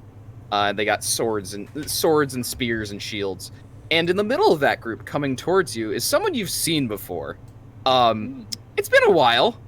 The last time you saw them was in a dark room where you'd been beat up, where you'd almost, you were almost dead. And it's the ambassador, the person you now know as the ambassador, Carlo Takach. I kind of like curse under my breath. And how surrounded with armed people is Carlo? He's got four like Imperial soldiers with him. Don't worry about it. You can take them. Yeah, you can take them. I believe in you. Did they see me? Can I make a stealth roll to see if they to avoid being seen when I am looking at them? You can definitely roll stealth. I think this will be routine for you because you're hiding in your own shack. That's fair. Even if you can't move very well, there you go. Okay. Yeah, so they don't notice you. Like you duck back in and you like hide in a dark place. What language does you speak? I speak a whole bunch of languages. I speak all of the languages. Oh, the languages. Sajepi, Kashtaran, and Sailor Creole are the ones that I have written down. Okay. It's gonna be none of those languages. They stop in front of your shack, and Carlo speaks to them in a language you don't understand. But like you look out, like you can see, they turn their backs and they're like guarding this shack basically. And he you hear him walk over to the door and just push the door down, because it's a pretty rickety shack. And they walk in. He walks in, and he looks around and doesn't see you, but he says, in Sidefi, or actually no, in Sailor Creole, Iluka, are you here? I don't respond, but I hobble into view. Okay. So, something you notice about him, because I think this is things there are things that you notice about people. One of the things you notice, of course, is people's eye color. And of course, you're close enough where like he stands like for a few seconds before he keeps going. He's got those. Do I smell anything funny? Yes, you do. Also that. He's got heterochromia. Oh, Same that's heterochromia as your face dancer friend. And you smell the unmistakable smell of both the recently dead and that like weird smell you had with that face dancer. Mm-hmm. Like they do not smell like any other person. And they smile like a kind of a wicked smile. It's like, you're finally. I thought you might be here. I nod. I was like, you've never given me a name. Well, I usually take the names of those that I inhabit. So. Well, I've never heard their name before. That's. I was like, I'm trying to play it cool here. Yeah, of course. Yeah, there's just like they step forward. It's like he is an interesting man within himself. His name is Carlo. He's a very different role than I've usually played. I'm not one for these, what do they call themselves, Imperials? I guess that's what they could be called. And what about the men behind you? Are they aware of this transition, or are you playing the role playing the role precisely? I guess. He shakes his head and is like, they have no idea. If they did, I don't think I would be here. And of course, I have to do this in something they don't understand. Otherwise, they'll be suspicious. You get it? Yeah, I get it. So, they walk over and, like, they take a seat on some, like, stool or something you have. And I say, please, excuse me a moment. And I grab one of the laudanums that I have just completed and eat it, and now I have moderate wounds. Nice! Okay, so suffer corruption, and now you're moderately wounded. And I only have 3 laudanums left. Yeah, you chug that laudanum, and it's like, I see you're not doing too well yourself. Certainly not as well as I'm doing. You have brought me a great gift, I will say.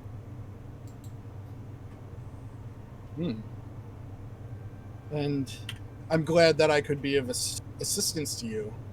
Maybe you could return the favor, even though it was a favor in the first place, and to how you taken up this role. Perhaps. May I guess what this favor is? I would love to hear your guess as to what this favor is.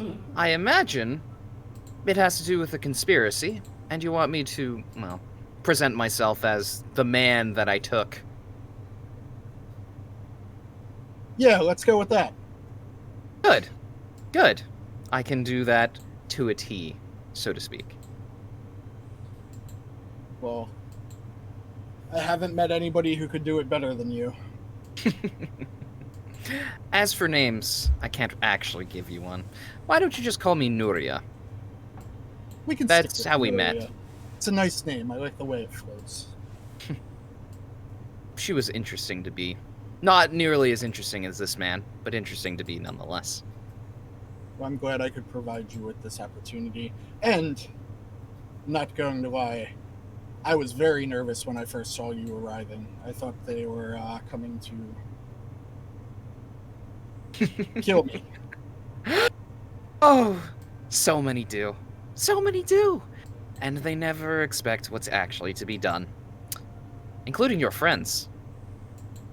Yes, we still have the deal that you are not to interact with them. Oh, of course. They are not nearly as interesting as this one, and I think after this I may be leaving the city after all. There is much terribleness to come here. Yeah, this city is going to hell in a handbag. Yes. I may try to find my own way off this island before too long.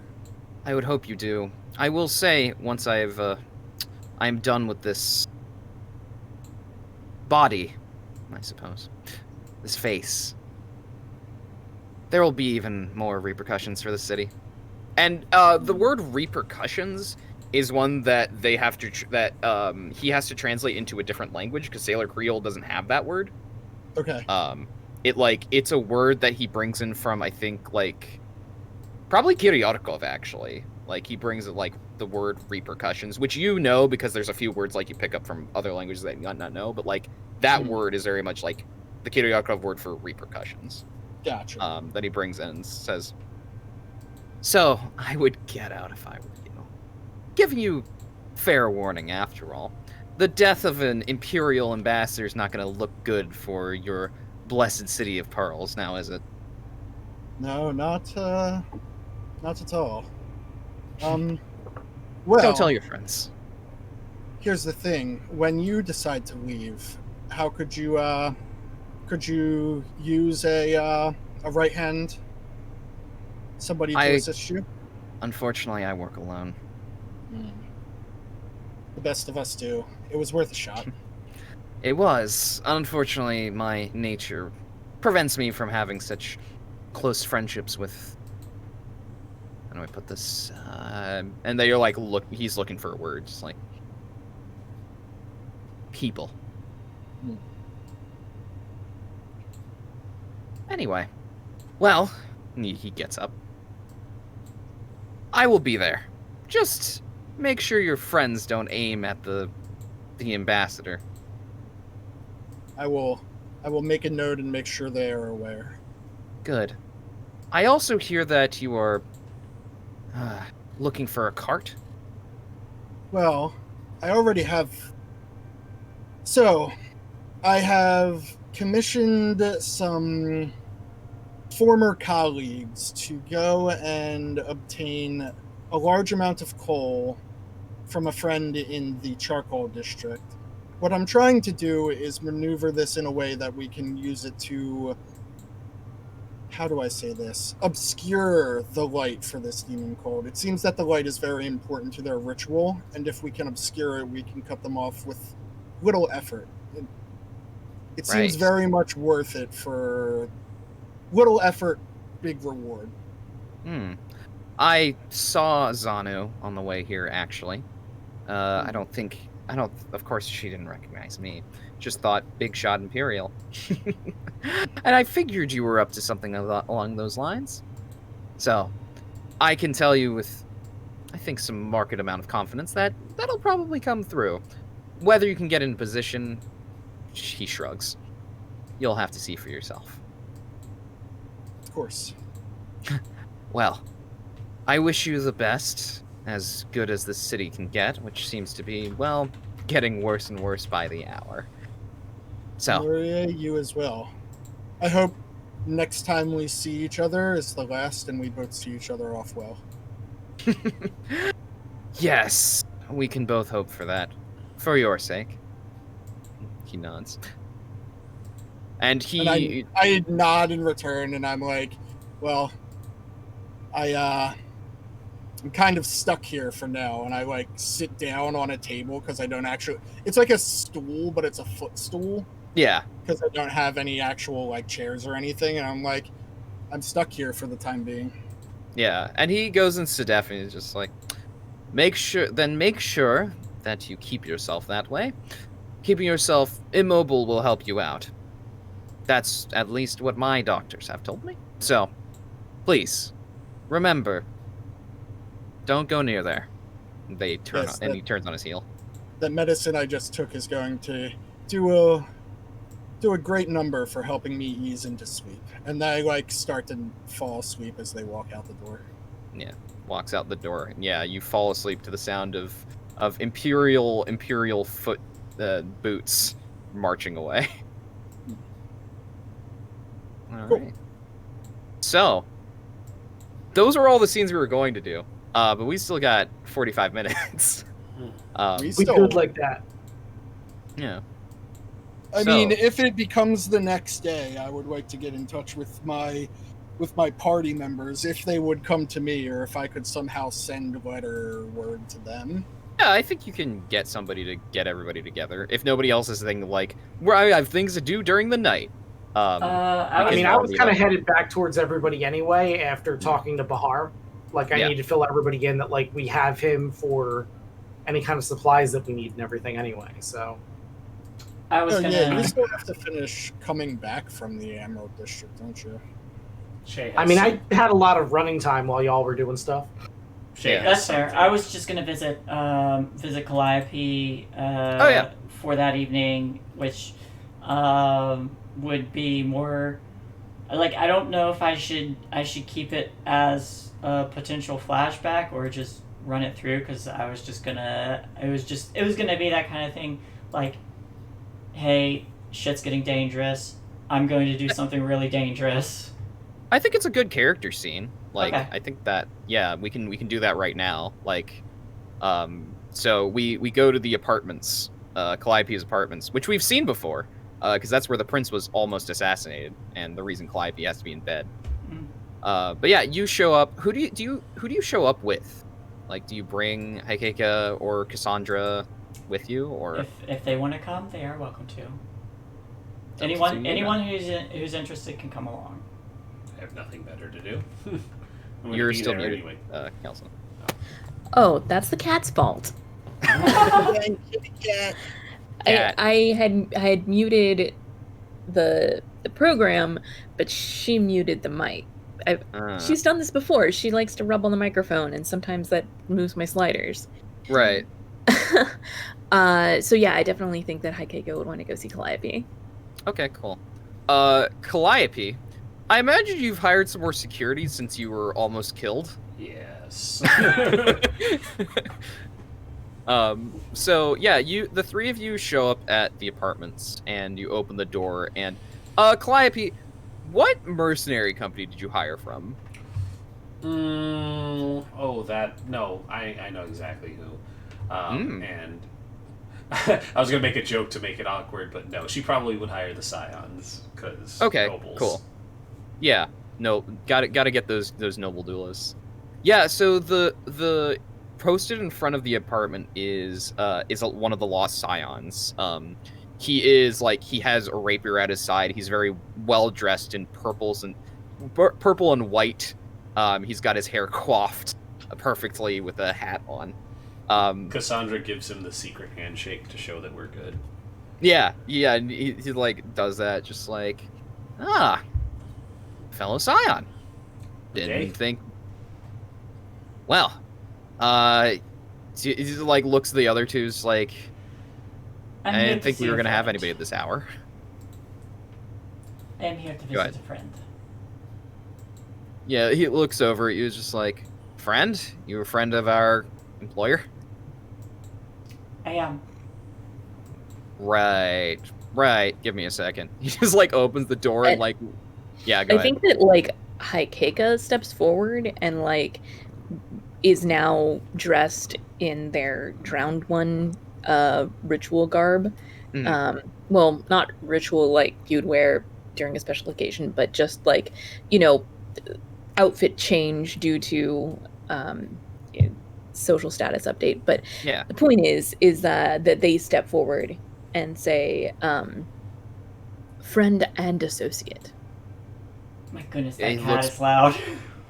Yeah, he looks back just like, right. Give me a second. There's definitely a cat that runs out the door when he opens the door. Yeah, no, that's so. Yeah, and somebody, like, another Scion comes to the door, and they start, like, talking quietly.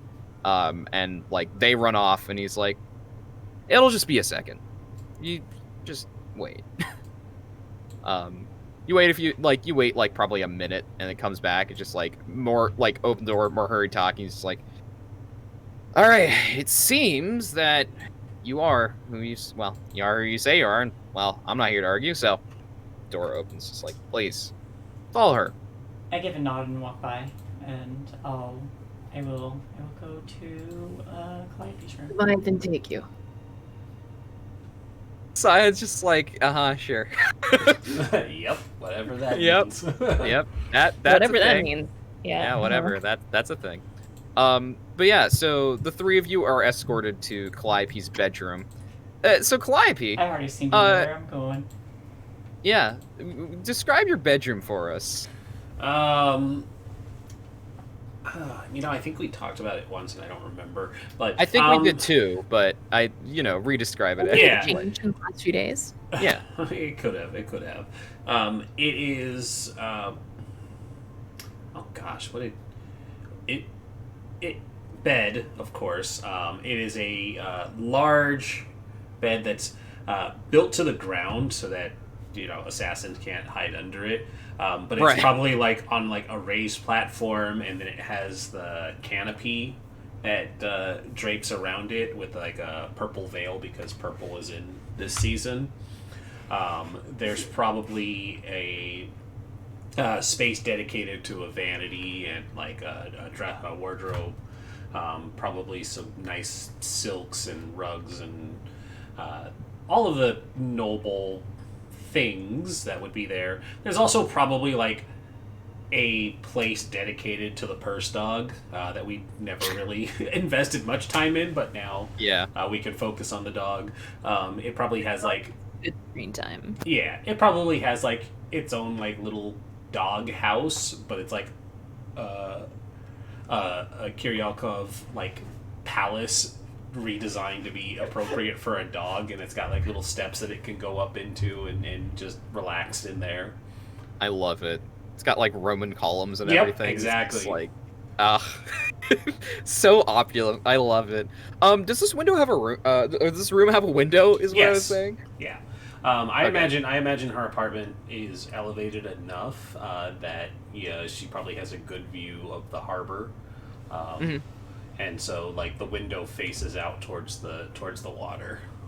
Cool, nice. Yeah. The funny thing of your worry for assassins mean your bed is like basically bolted to the floor, but you got a big old window. Yeah, no, I mean, hey, there are scions. It's fine. I know. It's just the it's amusement higher of up and it's probably design. boarded. Probably. They gotta climb up there too. There's that whole. Yeah, it's a whole thing. It's not an actual window; it's just a fresco. You Yeah. know, like, Oh yeah. But yeah, Calliope, you have like they have been announced like you knew they were coming because that Scion had to go talk to you, but like you're two people that you know and a person you don't really know, but is also a Scion show up. I just assume the scions the help. I don't even address them. Yeah, exactly. Well, I was going to introduce them, but... Nope, I am not talking to myself. I am just going to assume they're the help. Okay. I think that Haikeka comes in and, like, does, like, the 3-point turnaround, like, showing off that they are now a drowned one, expects Calliope to be well-versed enough to realize that difference. Well, it looks like the Leviathan took you after all. It was not a smooth a transition as I might have hoped. Never is when one isn't prepared for it. I'm not just thought I was. innuendo hang. Well, I'm happy for you, and like this is very much Calliope is milking the bedridden state for all it is, and like it's like the good arm like is out to give you a hug, like come embrace me. Yes, you will get your hug. So, what news? Is the prince all right? I heard nasty rumors of an assassination, but that couldn't be true. I glance back to make sure the door is closed, and then I'll look to her and say, he is alive, in hiding, and everyone believes he is dead. Good. I expect our engagement to be announced soon. Things are about to stir up. I am ashamed at my failing when the assassins came and you got hurt.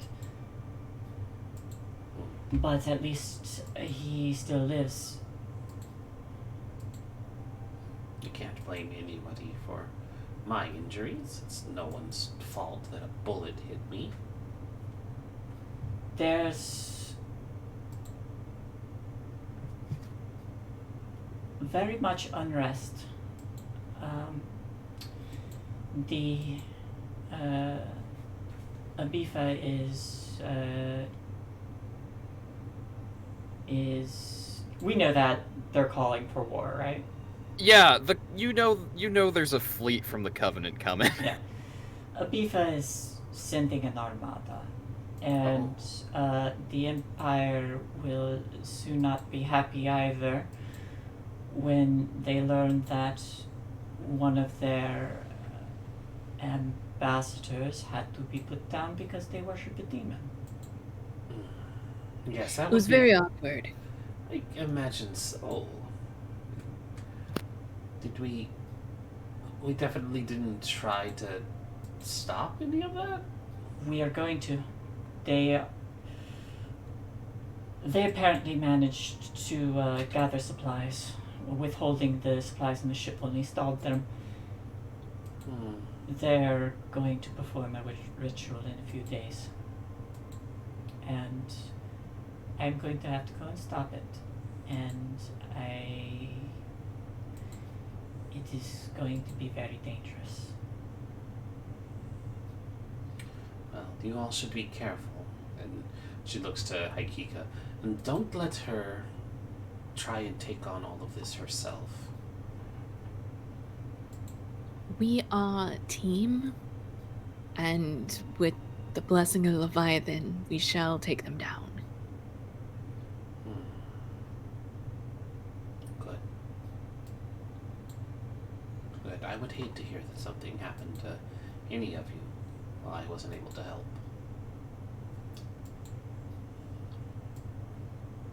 I worry for you staying here by yourself, but I see you have more than enough security.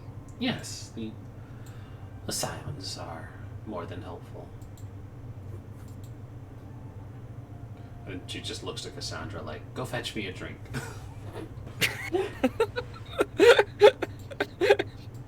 Yeah, Cassandra doesn't do that because... No, I do not. Yeah, you don't work for her. Bitch, I don't work for you. I'm not going to roleplay myself, but no, Cassandra does not do that. Yeah. Punch yourself in the face. Yeah. I fight myself. Everybody go sit out while I roll combat. Look, no, you just... like, Calliope can't do anything about you throwing her out a window. What are you talking about? That's true. I could do something about that, though. Yeah. Mm-hmm. You got new cool drowning powers, so... That's true. None of those would directly help with throwing out a window, but that's neither here nor there. Right. I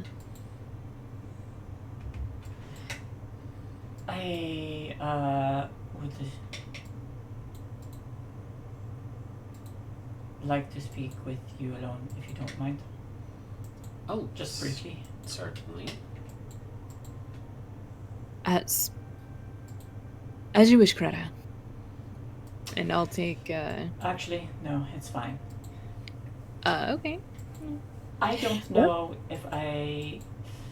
if the worst were to happen, and I do not return. I have a few requests.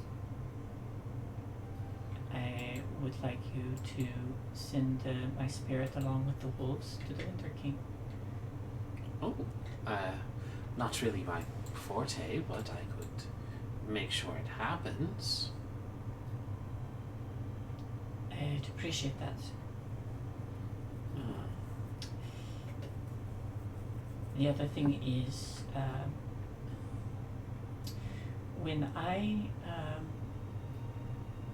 before I came here, and I believe you already know, and I point to the scarring, the arrows, the arrow markings above my eyebrow.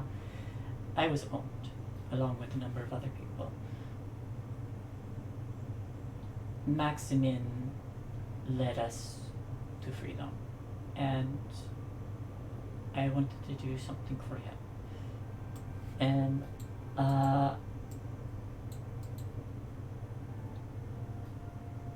I tapped the axe on my back. If this is recoverable, I would like it to be inscribed with Vice's signature and granted to him as a gift. Alright. And the last request is that you stay safe. Oh, and I can at the very least promise that. I appreciate it.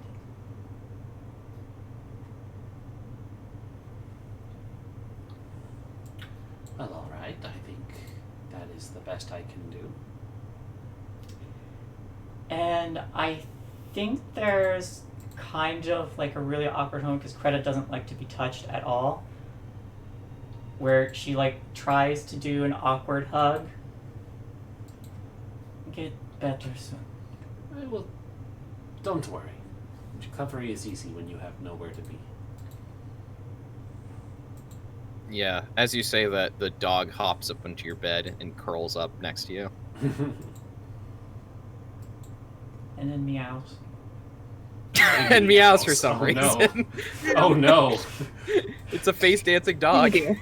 It's here for me! It's here for me! Your dog was a face dancer the whole time. Luca, the betrayal! I think even though like the embrace is kind of like awkward at first, she just forces herself to like warm up to it, and and just gives her a kiss on the top of her head, and then starts to turn and leave. All right. Just wait at the door in case anybody else had anything else to say. I think you get another warm hug from Ikeka. It again starts off super awkward because Greta like always stiffens up when people touch her, But then again forces herself like, okay, this is a friend, so just forces herself to relax. I think everybody in the room gets a hug, actually, from Haikeka, Mhm. including the dog. Yes, Aw. the dog definitely Aw. takes the hug. Dog hug. Yeah. Oh god. Its breath probably Yeah. smells of bacon. The servant As and you the servant and the scion that are in here are like, okay, cool. I guess. Thanks. Thanks. It's the warmth of Leviathan's embrace. Tentacles Yeah. have a need to hug. Oh God, that's it. Yeah, like I hug very awkwardly, and then I get my mouth very close to each one of their ears and whisper in, "Feel the warmth of Leviathan's embrace." Oh, they're gonna be creeped out for a while. Oh, Thank man, you. That's so Good. weird.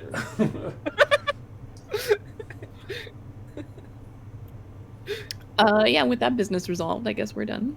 Yeah, Nice. y'all just exit the apartment. Cool. That was a nice scene. But yeah, now we have another meeting. This time it's a meeting of everybody who's actually here. Meeting of the minds. Yeah, the meeting. I was gonna say that, and I was like, yeah. I think we can all just meet at Iluka's place because Iluka obviously can't really move. I can't Um, walk. I can't walk, and of course it's crowded because there are 5 people in here, Ain't got no Uh, legs, Lieutenant Dan. or 5 people and about to be 6 because Ivy is going to be showing up here as well. Yes. Because it took them frickin' all night to like get in, talk to the judge, and get out. That is understandable. So I'm actually gonna have Mirgana wait nearby so that she can deliver what items that we would need to Bahar, because she's not gonna fit in here. Oh yeah, definitely not. No. Ivy like just showed like Kreta as you're entering. You see Ivy. They are like covered in dirt. Like they don't have blood on them. They're like covered in dirt and like look a little haggard. They still have their like musket on their over their shoulder, and they have like they run up to you and just like, okay, I'm glad I'm in Kiriak just like, I'm glad I found you. You look like you had to do a little crawling. Just a little bit. They got that cordon around the Opal district tight. I had to crawl through, I think, 4 different houses in order to get in there. But I talked to the judge. They like pat themselves like, here. And they like pull out a piece of paper and just like push it, like present it to you. I open it up, and then I remember I can't read. I hand it to someone who can. Yeah, they're just like, I can't read either, it's fine.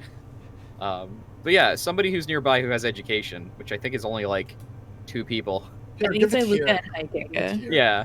It's probably And I- Iluka, because I feel like Iluka, would you have given Haikeka one of those doses of Laudanum? laudanum? Would you have asked for it? I don't know if they would have asked for it, but they definitely could use it.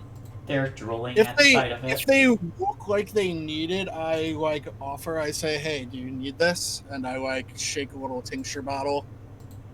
Yeah, and I think they think about it for a moment and think about everything they've been through in the last 24 hours, and then they like accept it, and then like wind up sitting cross-legged on Iluka's bed for like the duration of this conversation. So you suffer a corruption for taking laudanum, but you go Yeah. up on your damage track once. Yeah, Thank so you. hey, Iluka, you get this like piece of paper that's from the judge, from Judge Farhat. Kreta, what exactly did you want the judge to give you?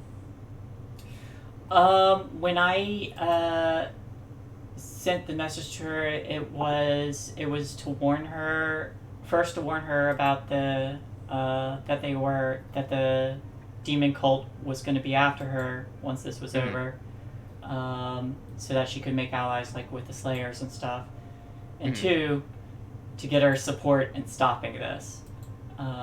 Right. Any kind of like location or anything would be awesome. Right, okay, yeah, that's fair. I'm gonna look at a couple of things. Mostly because there are some factions that she might possibly be in league with. These past 2 sessions has been all about making allies. Oh yeah, no, and it's the right thing. Y'all are doing the right thing for this. So Party W. yeah, you get this hype message party back, W and of course, hype. I look at you reading through it, and it's like, basically, it's there isn't like legal type in this, obviously, because this is way too early for that type of thing. But like, this is close to like, you can tell that the judge has a standardized way of like writing messages, basically. And the first part is basically just like message received. I have been doing just that since our last meeting. And she goes over like an itemized list of here is what I have been doing to prepare for this. She obviously is stuck in the Opal district. But she has been gathering support among the other judges and members of the justice system. So obviously that means also members of the custodianship, and some of the other mercenary companies. And she is also like, part of her thing is just like, I have contacted the dealers. Which, explanation of the dealers. The dealers are a group in the and I think we had this when we were originally the Ruby District. The dealers are the organized crime group of the city. Yeah. They're the big organized crime group. That makes Credit's eye twitch. Or it doesn't say the dealers, but you know this, like, it's the House of Cups That's what the ones they call that themselves. kicked Iluka out, right? Yes. Well, a gang of them did, because there were like 3 primary gangs, but yeah. Sure. She says that she like contacted the House of Cups, who the dealers are in, like, the dealers are part of. It's just like, and of course there's the thing that is like, as unsavory as these characters are, they can be helpful in destroying this plot, basically. Yeah, she's made some inroads there. She's also made some inroads into the Bankers Guild, who are in the Opal District. Not that much, as she notes. She notes just like the Bankers Guild have been reticent to help, and she like makes some really backhanded remarks about them that wouldn't offend people if they didn't know what they were looking for. And there are a few others like that she's just like, I've gotten as much support as I can from my kind of compromised position. It is up to you and the other factions in this city to basically make do with the rest of this. Cool. And there's one last note at the end, Iluka, that's just like, if you need to contact me, there is a clerk at Mahanta Gallego that you can go to. They have a pigeon service. Send messages to them. I relay all of said information to everybody in the room. Like, I just read it out loud. And I'm like, well, that was quite a lot. What do you guys think? She's thorough is a thing you get out of that. Yeah. That's good. We have allies preparing everywhere. I'm not a fan of the dealers, but enemy of my enemy for the time being. There's just that like gritted teeth response. I'm very glad that everyone is taking this seriously. We need to pinpoint where this ritual is taking place. We have 2 days. So far, I don't have any information on that, but I do have troops and resources from Bahar, so if we need anything, I can let Miriana know, and she will get it from him. Now that he knows if they succeed, he's dead either way. He's much more willing to help us. It's good to hear. I'm glad you are getting on better terms.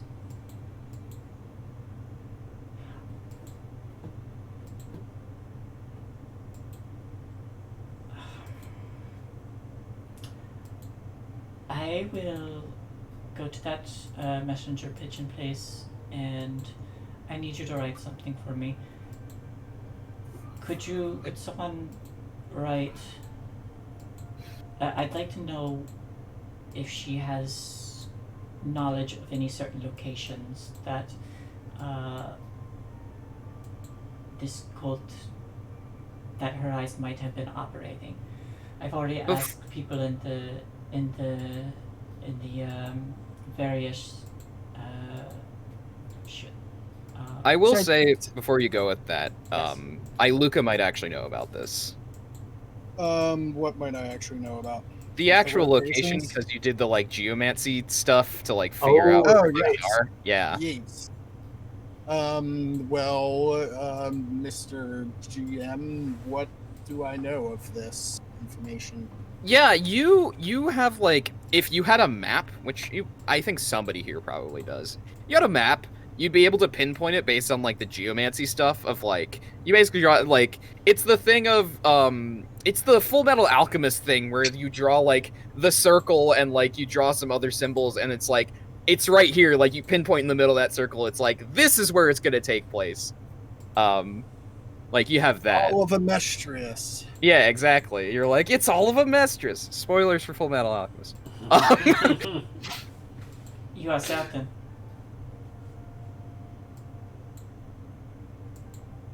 So I write down I start writing and I'm like, well, I'm pretty sure I may have come across this information myself in my studies while you all were out busy and I was stuck with a broken leg. I'm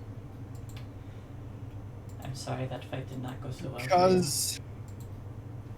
Because of the way that demon summoning works and the relative importance of location and certain aspects such as light and things of that nature, we can say that they are probably going to be completing this ritual here, and they're probably have important elements or important aspects of the process here, and here, or whatever, you know? Mm-hmm. I think also as you point to the location, I think it's for people everybody who's been in the city, it is, and especially people who have read maps, of course, which is like Iluka and Cassandra, and Haikeka, because you're a priest of the Leviathan, you have to read star charts and stuff. That location right there is the home, it's the halls of the Gilded Council. The meeting place of the rulers of the city, essentially. That's not suspicious at all. No, not at all. No. Yeah. Nothing weird about that. No, nothing weird. Not at all. Yeah, I think Haikeka is much more used to reading a nautical map as opposed to a map of a city. Yeah, for sure. But the principle is basically the same. Yeah, the principle is basically the same, and obviously, like, there are things drawn out by Iluka on here, so you're like, oh, okay, I see what's going on here. So, if this is where the council is, I'm going to immediately start thinking about on the other cases I've had before, not just seeing the summoning on the circle and or on the ship, but also the previous case that you said I had come across before. Were all people like in that area just flat out dead? No, they weren't, because demon summoning, which is this, I'm gonna go a little bit out of character here. Demon summoning in Zweihander is generally a thing of like, it's like, it might require like a sacrifice of a person or something like that, but like, it's not a thing of like everybody in the area is dead. It's much worse than that, basically. Like, each demon, especially like as you get higher level, essentially, higher magnitude demons, do weirder and worse things.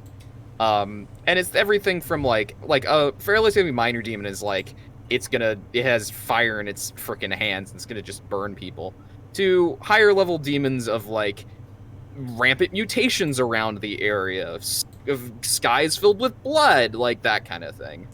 I love skies filled with blood. Yeah, isn't it great? Blood rain, just wonderful. And this is a fucking demon lord. So, Yeah. there was a name of the demon lord. I'm trying to find it in my notes. I don't know if I have it.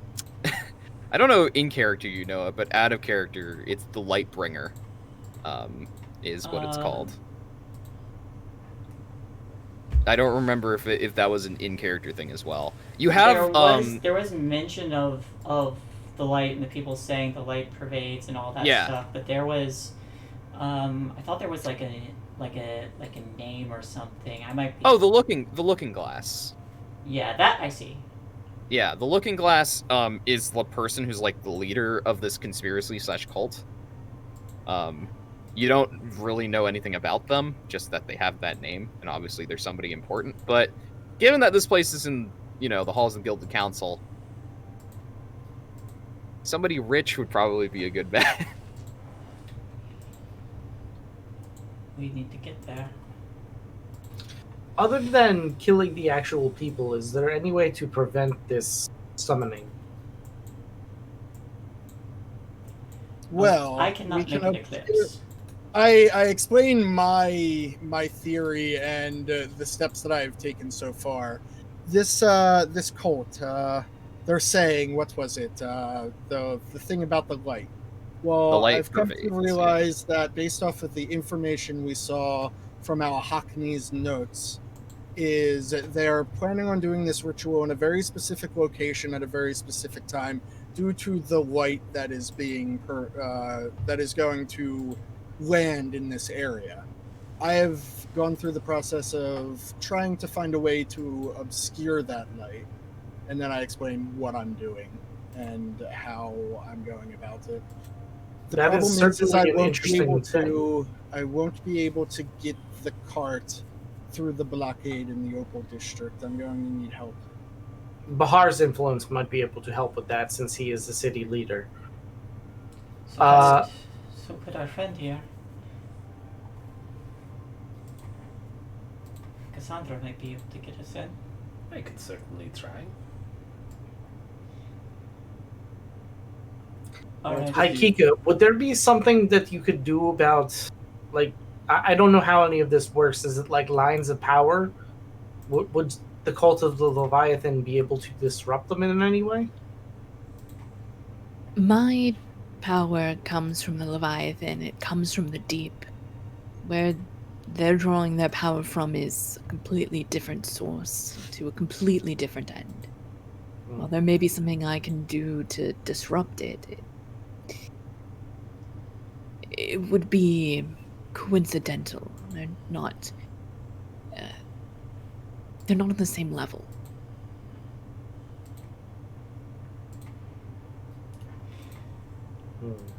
Well, we should see. I would just like to have some kind of backup plan. Gestures my axe. That's mine. That is plan one. That is also plan one, yes. Hey, Keika. Do a folklore. Like, Sure. It's going to be a challenging folklore. For if you know anything else about summoning, because you're right. You are right. Essentially, what you can do with, like, what the magic you have, you can treat the symptom, you can't treat the disease, because they do come from two different sources of power. But you might know some other stuff just about, like, how summoning works, because, Yeah, I do. Hey, nice! Actually. Excellent. There you go. Those rolls when they count. Yeah, exactly. Exactly when you needed them. So, things that you know about summoning. You know that, like Iluka had pointed out earlier, there are other, like, minor points that help with the, like, larger ceremony. Because basically, how a summoning, you know this, how a summoning works is that these minor, like, all of the parts of the ritual feed in to creating this portal that will allow the being to step through into this reality. And the less power they have to generate it, the smaller / less stable the portal is. So, if you could, like, take out those, like, minor locations, do things like Iluka was saying, like, block the light, like, take away their different sources of that power, you can disrupt up the variables. Exactly. You can fuck it up, like, it can be to such a low degree that either like the being can't get through, or like something else comes through that is much more minor and probably more manageable. Smear the salt. Yeah. Smear the salt, break the chains, all that kind of stuff. Cool. So yeah, that's something you know about summoning, which is just Good like to experience know. with the Leviathan and all of that. I'll explain that when I know. Like, this is universal across all disciplines. If we can disrupt their preparations, their summoning will be less effective. And the more we can disrupt, the less effective it will be. So blocking the light, what else? These other points. I don't know many of the other variables other than location, and we can't just like demolish the location. That would be bad. Yeah, I think for the both of you, since you both have education, and I'm realizing education has things like astronomy and theology under it, you all could probably do like a joined education roll. Sure. Yeah. Just It's gonna standard. be challenging because this is not something that's well known. Would But you have some I stuff. would I be able to join into that, even though I don't have it, but just based on the summoning circles I've seen already in my studies? Yeah. Unfortunately, it's not how the game works, Okay. because I would allow you, but the game is like you gotta have the skill in order to help. Alright. So. I got a 3. Ooh. I'm gonna blame it on the laudium. Blame it on Blame the it on the laudanum. laudanum. Both my failure and Iluka's success are solely attributed to the laudanum. Right. I Okay, think so you did it for the drugs. yeah, I look at like you know these locations, but you also know like you think back to that list, the list of like the stuff that was on the Ivory Rose. You have like a decent idea of like there are things like you remember like the coffins with the bodies in them and stuff like that. Like it's not just locations, it's objects that are important. So you can go to those locations and like either destroy those objects or get them out of there, that kind of thing. That will help disrupt it. You can't do things like if it's really extreme and you're running out of time and stuff, and like you think you can get away with it, you could burn the buildings down too. So I explained like there's probably relics or trinkets or things of that nature that are being used very specifically within the ritual. I don't expect them to have them out in the open or in a delicate position, but if we could somehow destroy or misplace them, we could probably get an upper hand, maybe even prevent the summoning from happening at all. The evidence mentioned that they needed the supplies. They still managed to get them. Has your, and I point to the map again, have you discovered any other locations that they might be? Or is it all here? Well, I have theories as to where their important locations are, and like I said, I point to like these theoretical locations, but most of the action's going to take place in the centralized location where the summoning's going to happen. And just to add to everybody's superstition about the number 7, there is the central location, and then there are 6 other minor theoretical locations. Mm-hmm. All right. Let us reach out to our allies, give them knowledge of these locations and what to look for, and see if they can disrupt them. And we can tackle the Opal District. Sounds like a plan. Alright. Anything, Yeah. Sounds like so- we planned just in time for the end. Yeah. Exactly. because we're not going to be able to get to all those locations on our own. No, So, definitely not. this is why we made allies. Exactly. You got a lot of people who can do things for you, so you can focus on the Opal districts, getting into the Opal district and such. I will say before we finish, Luca, you are going to get your cart full of coal. Yes. Yes. You're going to get it. Yeah.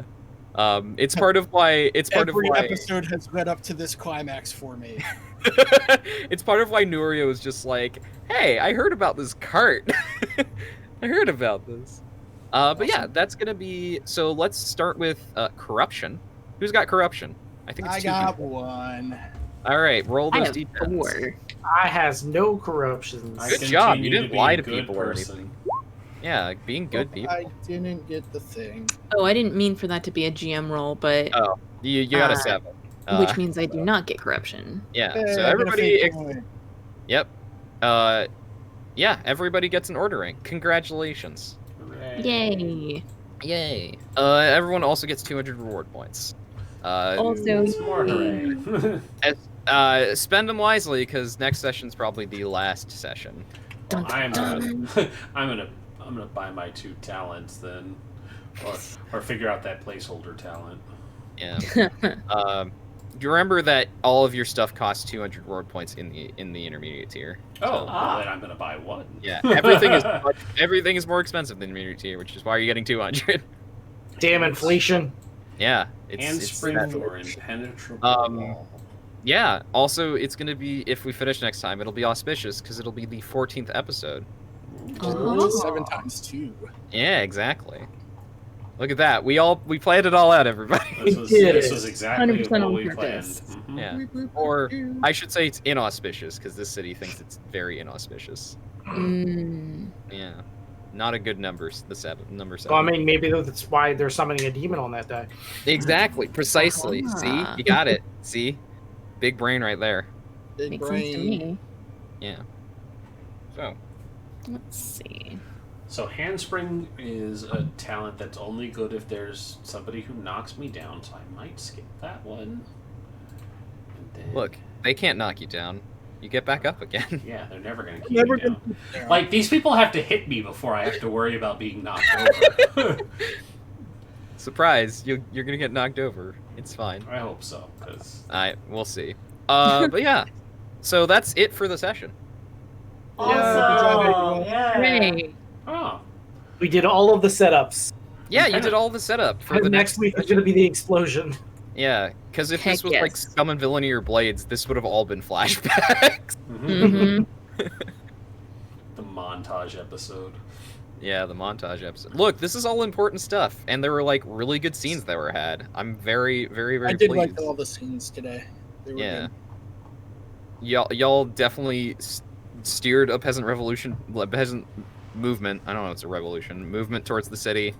Y'all got some more allies, and you'll break into the Opal District. It'll be great. Yeah. All right. Well, it sounds like we should jump into outros. So, outro. Lead the outro. That's me. Hi everyone, I am Outro. Currently I'm not really doing too much, but I may stream Paper Mario and the Origami King tomorrow night. So keep an eye out for that. You can catch me on twitch.tv/outro1. Otherwise, you can find me on Twitter, which is at outro42. And I'm here on Thursdays. After next week, we're going to figure out what kind of game we want to play after Zweihander. And I'm excited to see what we do. We still have not narrowed any of our choices down. I think we've narrowed it down, sort of, Yeah, maybe. Kind of, sort of. But it was like we talked about everybody's preferences, and everybody's preferences seem to just like rotate slightly from everybody else's.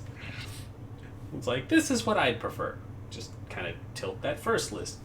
Yeah. Speaking of, Kelsa. Hello. I had no I'm other Kelsa. way to segue to you.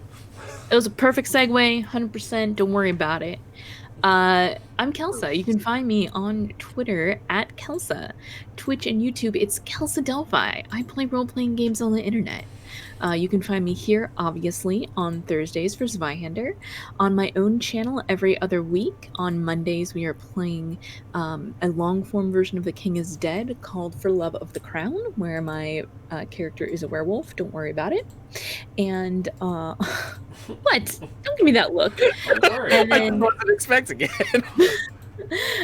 On Saturdays, well, every other Saturday, we are playing Reflexity by Night, which is a Legend of Korra Forged in the Dark game, and that game is really awesome and written by Saint. Also GM by Saint. Rhys, you usually have a quick one. Hello, everybody. You can find me here on Thursdays and at Rhys on Twitter, and that's about it for me. All right. Shae. Hello, I'm Shae, member of Party White Gaming. You can find me here most days of the week. I am and pretty much most, if not all, of the games. Not sure. Yeah, most, all, yes, all. I am also an artist. I have my own channel, which is twitch.tv/ShaeJam, in which I stream some art. Some of the art I do for the games that are played. I need more followers and would love company, so anybody who wants to support me there, it's very, very appreciated. I listen to music, we chill out, and then just generally, have fun drawing. I am also open for commissions, so anyone who wants a commission of a drawing or illustration, just let me know. I have a price sheet on Twitter, which is my Twitter handle is @JimShae. And if you find that you really enjoy my work, then you want to keep supporting me, I have a Patreon. It's just Patreon.com/ShaeJam. That is GEMSHAE for Twitter, SHAEGM on Patreon. But yes, I'm focusing on trying to get followers and commissions first and foremost. That's me. All right, and Saint.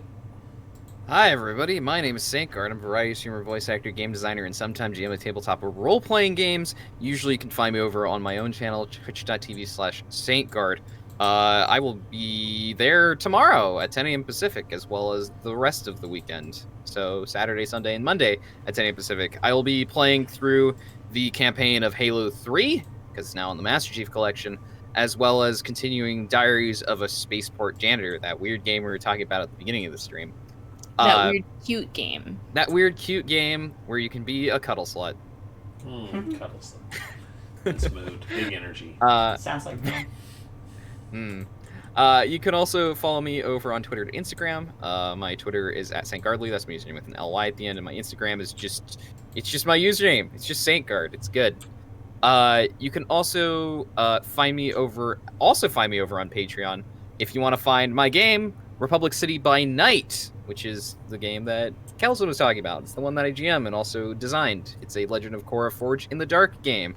So you want to see what I've currently done in it, you can go over there and check it out, as well as support me over there if you'd like. I have another game over there as well that's closer to finishing called There's Been a Murder. It's a Mobile Frame Zero Firebrand's hack for murder mysteries. So if you're interested in playing Knives Out or Clue, or just having a good time where you play characters who are trapped in location and have to solve a murder, aka blame each other for the murder, there you go. You can go do that. And yeah, that's pretty much it, because we do not have Republic City by Night this week. It's next week.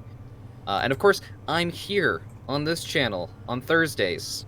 I'm GMing, though that's only until next week, then we'll figure out where we're going from there. So, that's me.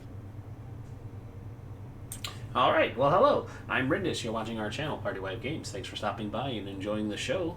This is our Zweihander. We'll be wrapping up shortly, and we will eventually figure out what we're going to be doing next. Stay tuned for that.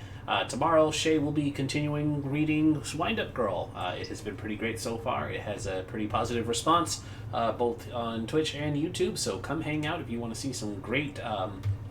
The book is described as biopunk, I found out when I looked up what I wanted to write for the description on YouTube. That's interesting. Yeah, that's a neat genre because it has to do with ecological manipulation, and it's that genre of plants. It's a fantastic book, by the way. It is my favorite so far. Before that I read Shipbreaker, which is set in the same world. But it's more for teens, so it's less dark. Oh boy, that's There's a book called Next dark. by That's so Michael true. Crichton. There's a book called Next by Michael Crichton, the guy who wrote Jurassic Park, and that's the closest thing I could think of to biopunk just by the name. And it's like it's about like people doing genetic engineering and how it's being like corporation. Yep, That that is is exactly this. that's what Wind Up Girl is so Corporatized, far. yeah. Corporatized I'll have genetic manipulation. So far, as a person who is listening to it, it is largely a kind of post-apocalyptic world that is suffering due to corporate manipulation of plant life and stuff that has just caused the world to go tits up, and people cannot grow food and things like that, and it's just a whole problem. And yeah, it's neat. Well, I may have to listen in on the Yes. I mean, if you got free time too, the first 2 VODs are up. They run for 3 hours each as well, so it's a bit of time to sink into it, but it'll get you caught up. But we will be streaming at our normal time tomorrow. Saturdays we play Tomb of Annihilation. Sundays we have Curse of Strahd. Our DM for that is also looking to for what we're going to be doing with that next, because that's probably almost finished as well. All we have to do is go punch Strahd in the dick, because we got rid of his love interest safely out of Barovia, so he's probably pissed at us. Mondays we do my homebrew 5th edition game. It's a horror themed centered around gnolls and cannibalism. It'll be a fun time. Tuesdays we play Vampire the Masquerade, where I have already killed one of the PCs, and they're going to be bringing in a new character that is possibly going to be a Quisian, and we have to figure out how to implement that in, because White Wolf has not written anything for the Asian vampires. Wednesday we do not do anything, and Thursday of course we are here. So let's see who we can send you all over to in a raid. That is the wrong tab. I always do that. Who is on? Who is on? Who can we send you to? AP Gaming is on, and Zweihander is on. We can just send them over to the Zweihander. They always appreciate us. So, that is the Lollygaggers playing right now, if I do recall, because I have to wait for the ad to clear out. But it should be the Lollygaggers on there doing their stint. So give them some love, say hi, watch some more Zweihander. And is it Thursday yet? Yeah. Because that's back too. We can be the drop in the bucket and go raid Critical Role. Night, everybody. Have a good night.